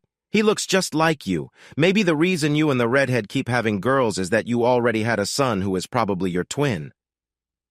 Just then, Joey came over. He was wet from the pool and shivering even in the summer heat. "I need to go to the bathroom," he said. I moved towards him. "I'll take care of it, Mona," said Sam. "Come on, Joey." Then she looked at us. "You two be nice until I get back." I hated to say it, but Sam was right about many things. All you men are the same. No matter how much a woman loves you, you still go for a pretty face and nice body, I said angrily. I hoped he couldn't tell that I was torn between wanting to fight him and begging him to come back. Could it really be my words that pushed him away? Suddenly, all the anger left his face, and so did his strength. He turned and walked away from me. It took me a moment to understand. It was her presence. With her gone, he seemed weaker. He was going back to how he used to be. I knew him just as well as she did. I knew where he would go. When an animal is hurt, it seeks its safe place. He walked right into the garage and picked up a wrench. He took off his fancy jacket, rolled up his sleeves, and started working on the car on the jacks. Just when I felt brave enough to approach him, she came back. "Not a good idea, Mona," she said, her voice soft and filled with many feelings. I could hear regret, sadness, and a little joy. But even with all those feelings in her voice, her body showed me that he was hurting, and she wanted to protect him, even from me. "Give him some time, Mona," she said. "Just give me a week and we can talk again. Maybe we'll all feel angry and sad, but we'll figure it out, I promise." I nodded and turned to see Joey jumping in the pool with what I suddenly guessed were his sisters, or maybe half-sisters. "Mona, I meant what I said about you being my new best friend," she added. "I felt it too," I replied. Just then we heard her Robbie, who used to be my Bobby, trying to start an old Mustang he was fixing. It sounded weak compared to the powerful car he had driven before. "He still loves fixing things, huh?" I asked. She smiled and nodded. That was when I saw Joey get out of the pool and wander toward the garage, looking dazed. I smiled because earlier I mentioned how the apple doesn't fall far from the tree. Her daughters were just as beautiful and kind as she was. Watching my son drawn to the sound of the struggling car in the garage, I realized he was just like her, carrying the same spirit. "Mona, do you still trust me?" she asked. I nodded and meant it. "Can he stay a little longer? I promise 2 things. I'll bring him home right after dinner, and I'll protect him like he was my own." On the drive back, I felt relieved that I let Joey stay with Sam and Bobby. I was so filled with emotion that I could barely drive. I almost crashed into several things and people on the way. I was angry. I felt jealous and cheated, but most of all, I was confused. I was mad at the world. I was angry with Bobby. I was upset with Sam, and I was even a bit annoyed with Joey. When I told him I was going home and Sam would bring him back later, he didn't even blink. "Okay, bye," was all he said. I was angry with Bobby because I had expected more from him. I thought he would at least admit he was wrong and ask me to forgive him. Sure, he ran off with a more attractive woman, or maybe it was just that she was right there while I was far away. Maybe he was feeling lonely like I was. If he had just been brave enough to talk to me, I might not hate him so much. And Sam, no matter how much she claimed she wasn't unkind, acted like one. She took not just my husband, but my whole life. That lovely house should have been mine. Her nice life should have been mine. Those perfect little girls should have been mine, too. The worst part was realizing that after losing Bobby, I stopped caring about much. I wasn't really living, I was just getting by. I didn't bother to look nice because there was no reason to. The customers at McDonald's didn't care what I looked like. And Sam didn't really want anything from me other than trouble. It had been years since we even had a close relationship. I went to my room and cried until I nearly fell asleep. Then Sam came in. "I told you it wouldn't work," he said. Now you're back here, crying. Why does he blame me, Sam? I asked. Because even if you think he's perfect, he's just a regular guy, he replied angrily. He left you for that pretty girl just like others would. When you confronted him, he did what most guys do. He lied and blamed you. It's just in our nature. Instead of owning up to his mistakes, he pushed the blame onto you. And guess what? You tried to do the same. Remember when he wanted a divorce? You hoped he had found someone because you didn't want to feel bad about being with me. Everyone wants a way to feel better, honey. I almost started to believe him until he added, so maybe be easier on me about my mistakes, Mona. None of us is perfect. Sam kept her word and brought Joey home right after dinner. He was excited and only wanted to know when he could go back. I didn't know what to say.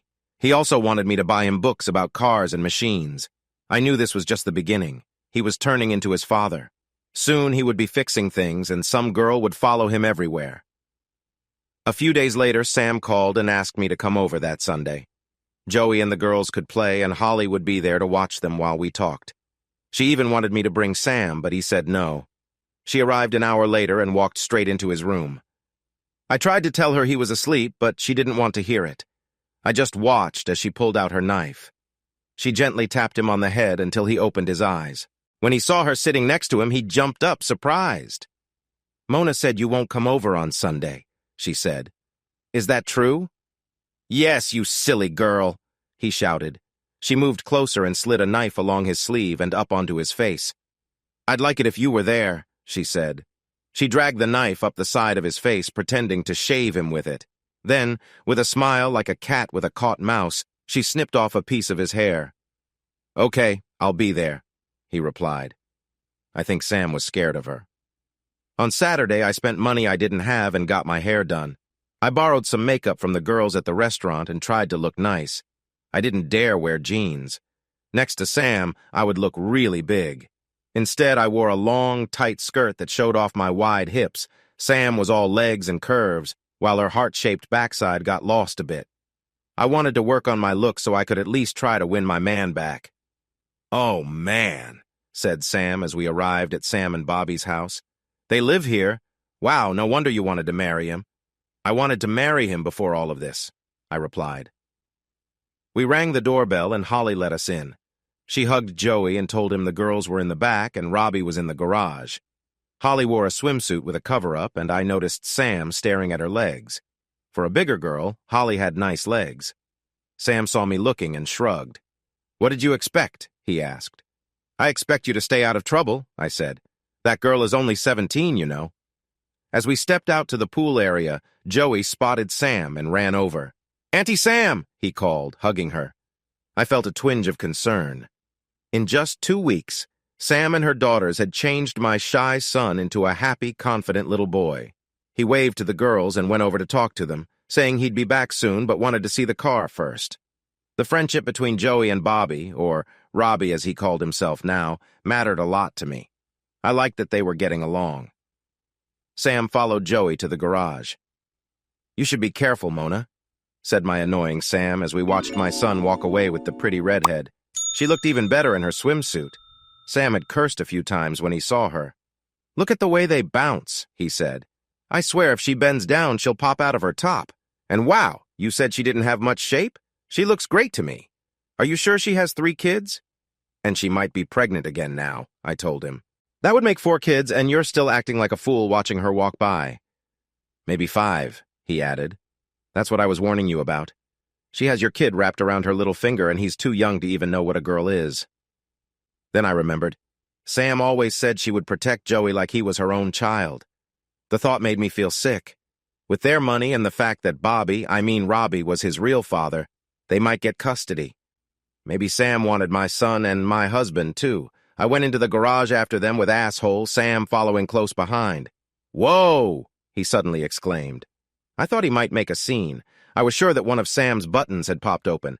Then I saw what he was looking at. It's an R, he said excitedly. Mona, it's a true R. I know that, silly, I replied. He calls himself Robbie now. It starts with an R. No, Mona, he said in a voice filled with awe. It's a Shelby GT 350R. They're only making 500 of those cars in the world. They sold out before anyone even knew about them. Robbie, Mona is here, Sam said gently. Robbie was busy working on the car and barely looked up. Robert James Thompson, said Sam. Robbie quickly looked up and dropped his tool on the car. Hello, Mona, he said, holding out a greasy hand. But when he saw Sam, the asshole next to me, his hand pulled back into a fist. It was like time slowed down, but it all happened too fast for me to react. He saw Sam, the asshole, and his fist came forward, hitting Sam straight in the jaw. Sam fell to the ground. I was shocked. I had never seen Bobby hit anyone before. Sam lay on the ground, confused and unable to get up. He wasn't knocked out, but he was too dazed to fight back. Wow, my son Joey said, looking at Sam, the asshole. Joey, sweetheart, go get in the pool, Sam said. Yes, Auntie Sam, Joey replied with a smile as he walked away. I couldn't believe it. They're all crazy, Sam said, getting back to his feet. Sam and I helped Sam up while Bobby walked into the house. A short time later, we were all sitting around their nice kitchen table. Okay, who wants to start? Sam asked. I noticed she was still holding Bobby's hand. No way, none of that, I said. None of what? Sam asked. Let go of him, I said firmly. He acts so different around you. I want him to talk to me on his own. He needs to explain himself without you. He's a grown man who makes mistakes. Let's hear his side. Hey, why don't I go first then? Said Sam, the asshole. I want to know why you two keep... You don't get to talk yet, the other Sam interrupted. This is between them. I get my chance to talk because I know something important that neither of them knows. You're here for two reasons. First, I thought my husband would be angry when he saw you and you wouldn't understand why. The second reason is that there's something you really need to hear. I am part of this too, he complained. No matter what happens, I can't lose. If they get back together, I still end up with you. If they don't, I still have Mona, and that's good for me. It's a win for me either way. You don't really want me, she said firmly. I would hurt you before you even had a chance to say anything. I want to make this clear. I can't stand you. I don't know why Mona stays with you. Well, I think I get it, but it's not a good enough reason.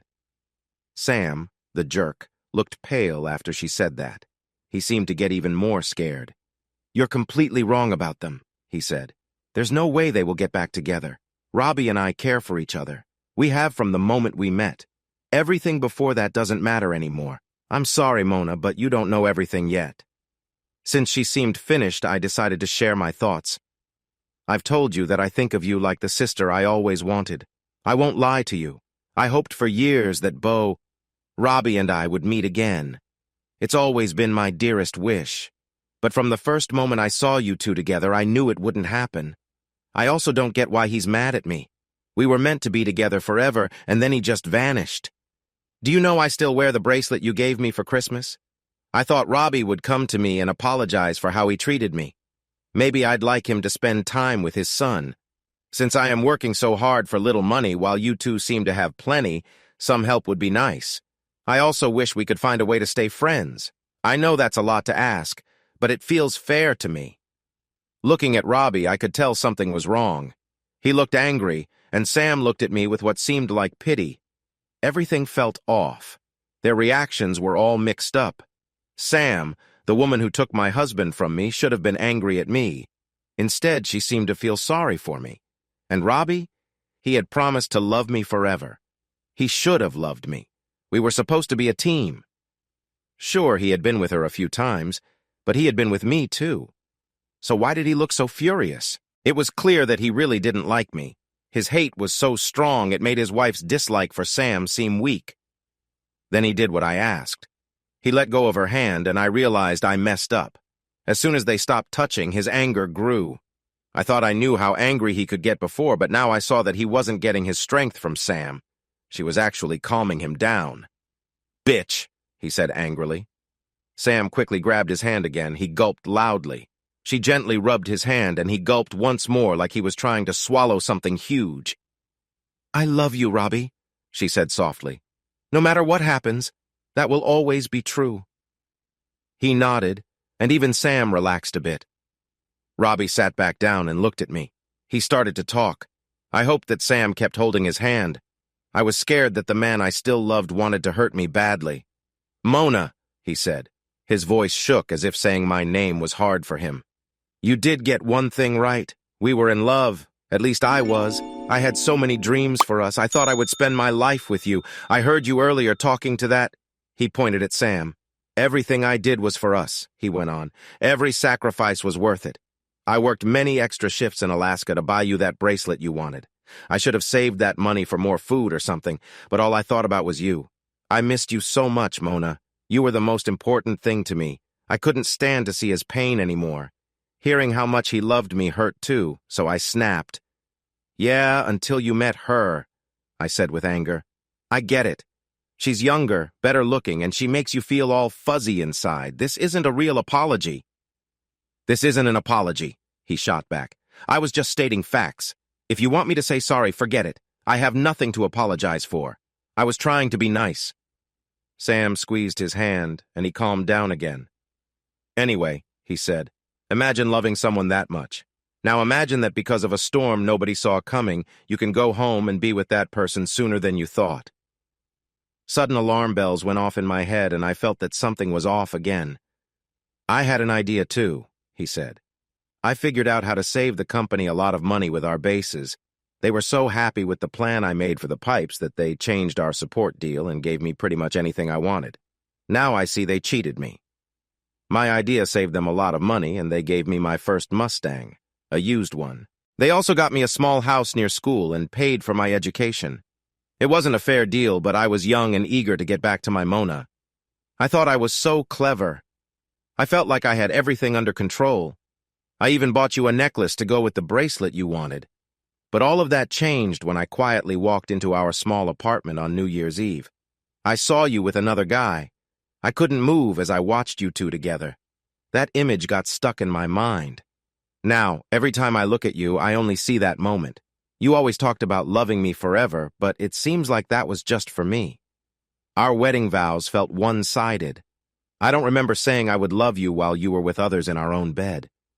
That's why I lost it and confronted him. He messed up my life. You said I owed you an apology. You claimed I left you. But Mona, you left me first. You didn't even have the decency to tell me. When I finally found the strength to ask you for a divorce, I didn't explain. I could hardly bear to talk to you.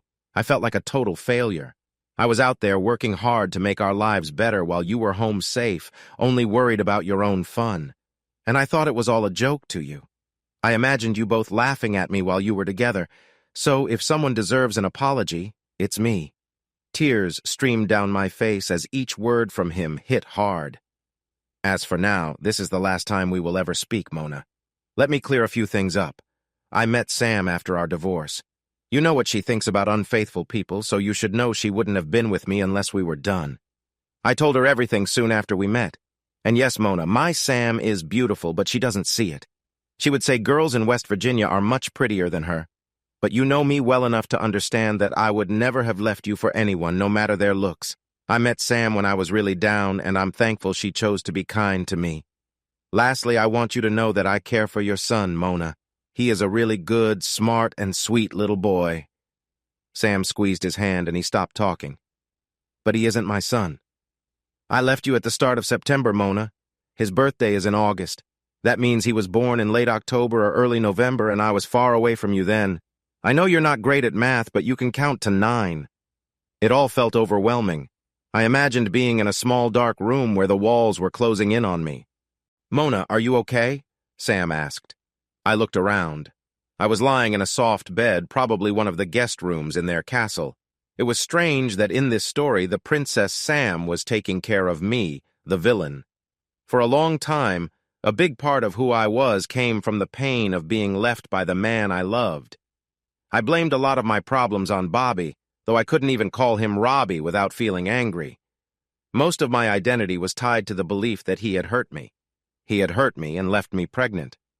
But now, none of that was true. The only one who messed up my life was me. Worse, I realized I owed him an apology. I had ruined my own life, while Robbie had moved on, living the life we had planned, but with someone else. I looked into Sam's eyes and saw kindness, not hate. But she could be kind. She had everything. I had once had everything too, but I threw it all away. Sam, I started. I was lonely and I missed him so much. Mona, you don't need to explain anything to me, she said.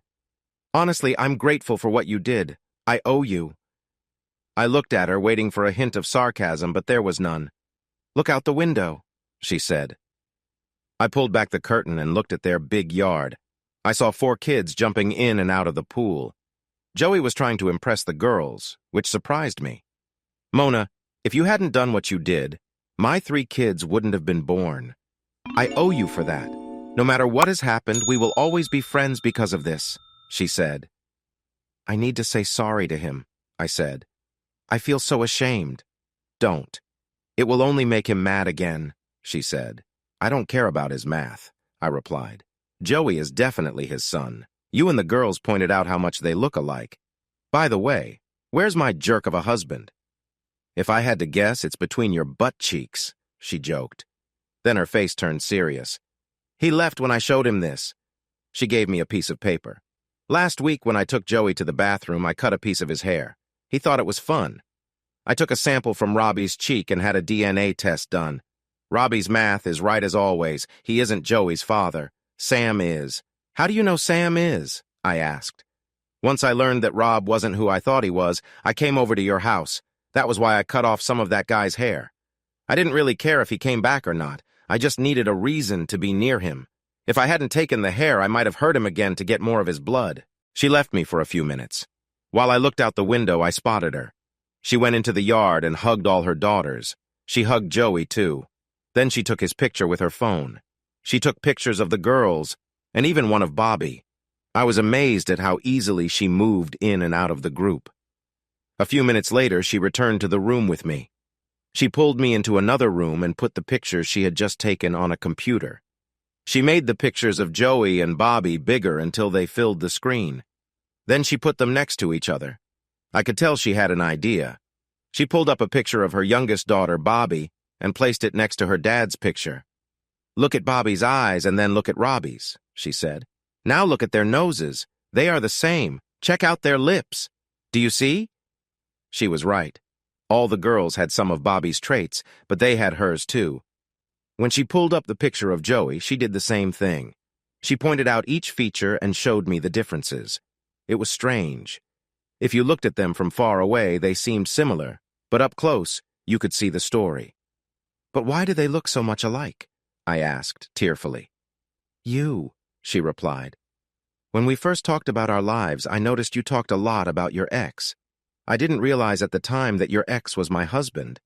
But I could see you hadn't really moved on, so you did this to Joey. Instead of sports or video games, you filled his room with books. He had no choice but to love them. You added some model cars, Mustangs, because Robbie loves Mustangs. That gave them something in common. The big twist is that you have his haircut just like Robbie's, which makes them look similar. With the size difference, most people don't see the small changes, so they seem alike. Deep down, you want him to look like Robbie. You feel worse about what you did because, while you were with your husband, you allowed another guy to get you pregnant. The real issue isn't between us. We're all adults. We know what happened and how it affected us. Honestly, I think Robbie is the one who got hurt the most. But even he will tell you that, as bad as it was for him then, he came out of it much better in the end.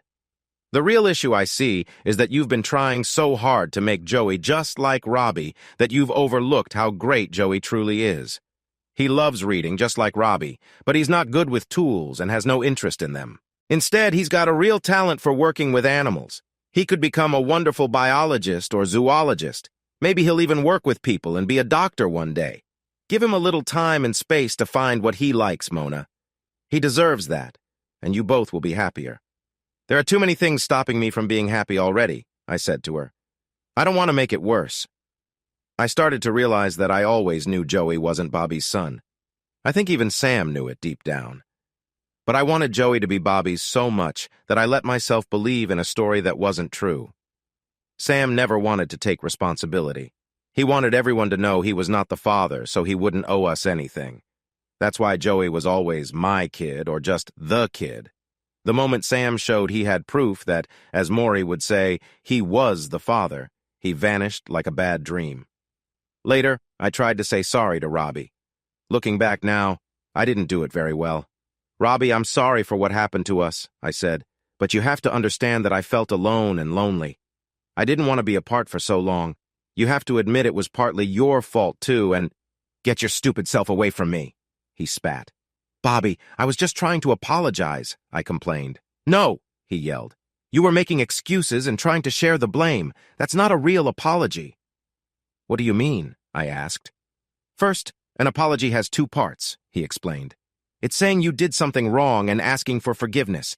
You said you were sorry for what happened between us. That's nonsense. It doesn't admit that you messed things up. It sounds like we were both wrong. You cheated, Mona. I didn't. I was just foolish enough to love and marry a cheater. Then you told me your life was hard. Well, I was lonely too. I could have gone out and made bad choices, but I didn't. I missed you just as much, Mona. You were all I thought about. But I stayed faithful. It's easier to cheat when you're safe at home in the apartment I was paying for. But it's just as tempting when you're away, working hard, and everyone around you is saying, let's go have fun every weekend. I was far from home, in a place I didn't know, working hard for both of us. Every free moment I had was spent studying. I wanted to get better grades so I could earn more money for us. Now tell me, was I lonely too? Maybe you're right, Mona. Maybe we were both lonely. Maybe the only problem was how we handled it. I thought about you all the time, Mona. Did you think about me? While I was freezing in the cold, I thought about you. Did you think of me while you were with that other guy in our bed? Forget you, Mona. There's no reason for us to talk again. It's all out in the open now. I feel nothing for you anymore. I've moved on. Through my tears, I pleaded with him to stay. Bobby, I know you care about Sam, I said. I know we can't go back to what we had, but can we at least try to be friends? Are you crazy? He replied. Friends are people you can trust or rely on. A friend is someone you can talk to. Why would I want to be friends with you? He walked away, shaking his head. Epilogue. Mona, that should have been the end of my story, but it wasn't. When I got home that night, I found that Sam had moved out. He took everything he could carry and left only a note. I read it once and threw it away.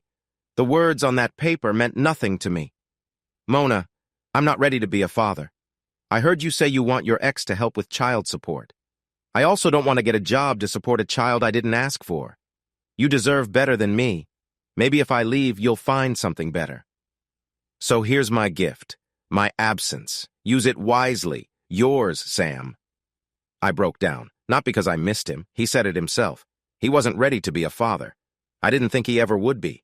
For my son's sake, I was glad he was gone. But I had no one to watch Joey after school. I had nowhere else to turn, so I called Sam and asked if she could look after Joey after school until I found a plan. I hated asking her. Our friendship was already very weak. We still got along like sisters, but Bobby hated me. Sam's love for Bobby was just as strong as his dislike for me. It was tough for her to go against him, so our friendship was strained. But I asked. She said no. But Sam, I begged, please help me. And you're doing it all for nothing, she replied. Bobby doesn't hate Joey, I argued. He just hates me. Stop complaining, she smiled. I told you I'd treat him like he was my own. I'll watch him, but only until he can take care of himself. And that's how it went. Sam picked up Joey after school every day until he was a teenager. I would stop by her place to get him after work. I even dropped him off on weekends. He often stayed over and went on trips with them. They really treated him like family. I felt like family too, except when it came to Bobby. He simply ignored me. He couldn't even stand to be in the same room as me. Sam told me to be patient, but we both knew how stubborn Bobby could be. He only feels that way about you because he cares about you, Sam would say. I think deep down in his big heart, there's still something there for you. That first summer, Sam and Bobby helped me a lot. In return, I helped them during Sam's last pregnancy. She had another beautiful little girl, and if Bobby was sad, he never showed it. It seemed like he was happy to have his son, Joey. Bobby took Joey everywhere. He got him to try many things, like Little League football one year and baseball the next. Bobby didn't push him to choose one sport over another. He wanted Joey to pick what he found fun. Joey, you don't choose a sport, he told him. The sport chooses you. Bobby also helped Joey get better at math. But when Joey got to high school, he stopped loving animals. I think it was because of the bike. One Christmas, Bobby and Sam gave all the kids bikes. Whenever one of the bikes broke, Bobby would fix it, and Joey loved watching him. Soon, Joey wanted to fix bikes himself. Fixing bikes led to cars, and before I knew it, my son was studying engineering. As the years went by, watching Bobby and Sam together made me jealous. I started dating again, and I think Sam invited single guys to their barbecues to help me out. I dated for a couple of years before giving up. The guys were fine. It was me. I could never commit. Being around Bobby and Sam showed me what I wanted in my life. Ironically, I found it hard to be close with anyone. I tried, but in my mind, I linked romance with ruining my life. I was about 45 when Joey married Bobby. I always thought he would marry Angie or Kimmy because they were closer in age. Bobby started his own engineering company, and all three older kids worked for him. Angela was in management, Kimmy worked in marketing, and Joey was an engineer. Bobby had always followed Joey around like a little sister while he tried to impress Angie and Kimmy. Angie was engaged to a doctor, and Kimmy was dedicated to school and work. Meanwhile, tomboy Bobby had grown up to be just as pretty as her sisters. Just like her mother, she knew what she wanted and went after it. My son didn't stand a chance. Now we are a bit over 50, and Bobby and Sam are still as in love as ever. The three of us do a lot of things together. We do everything together except for being romantic. But Joey and Bobby are still in that kind of relationship. I'm glad for them. We're all grandparents now. Joey and Bobby seem to be following in Sam and Bobby's footsteps, except they have all boys. There are already 3 little boys who love their grandmas very much.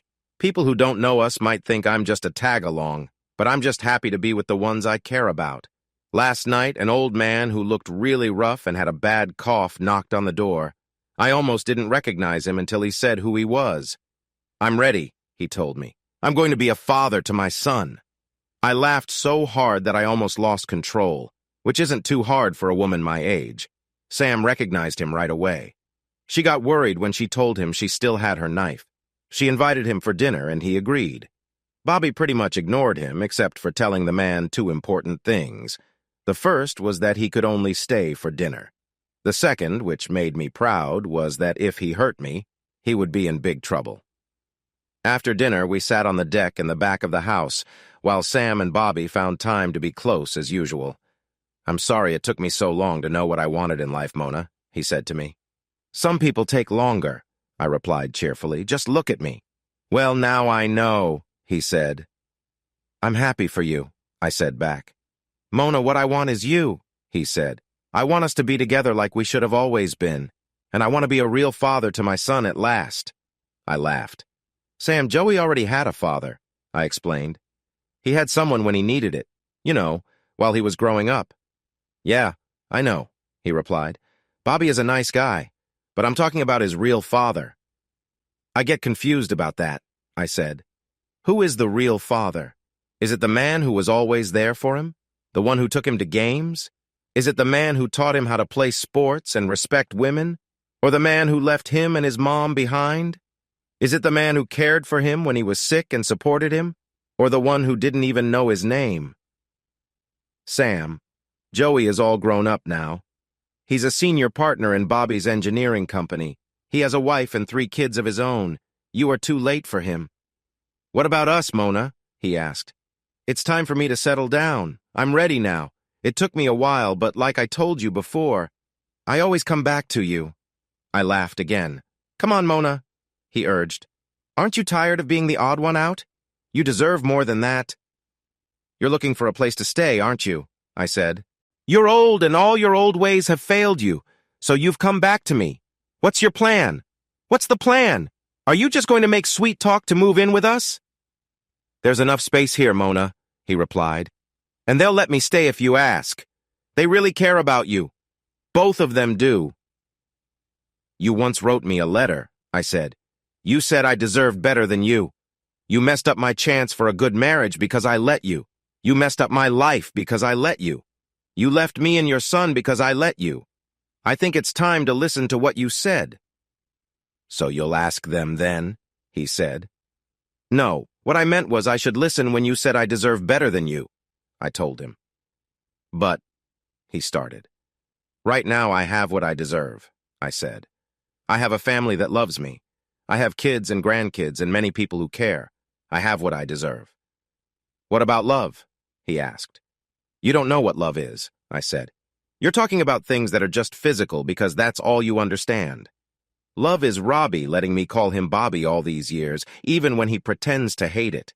Love is Sam and Bobby letting me sit between them during movies. So even if I'm not fully part of their love, I still feel it around me. Love is Sam reminding you that she still carries her knife and that she really does. Maybe I don't have physical closeness, but being with you cost me too much. So I'll choose love. Just as he opened his mouth to argue, a loud clap of thunder shook the house. Bobby suddenly appeared, with Sam right behind him, carrying a tray with 3 glasses. She set it down on the coffee table and smiled. Then she went back to the kitchen and came back with a big bowl of popcorn, topped with cheese and bacon. It's movie night, she beamed. Robbie's in the middle. Robbie grabbed a worn jacket from the closet that Sam had worn when he showed up. Good to see you again, Sam, he said. You can't send me out now, Sam smiled. It's freezing and pouring outside. A sharp click sounded as Sam and the jerk took the jacket from Bobby and headed out the door. I thought he'd never leave, Sam said as we all watched him through the window. Are you really going to sit in the middle? I asked Bobby. Between 2 women who love you more than anything? I just wanted to see how it feels, he said. I was stunned. It was the first time he spoke to me directly in years. He had always given me gifts for Christmas or my birthday. He even took care of me when I was sick, but this was different. It felt like a gift. So you finally forgave me? I asked. Long ago, he replied. The 3 of us cuddled under a big blanket and watched a movie together. We weren't all equal. I love Bobby. I love Sam. Bobby loves me, and of course, he loves Sam too. It felt good. It felt right. I don't deserve this much. Hey, audience! If you liked this video and want to keep up with more thrilling stories, make sure to subscribe to Prince Cheating Tales and hit the notification bell. You don't want to miss out on our upcoming adventures. Thanks for watching, and we'll see you in the next wonderful story.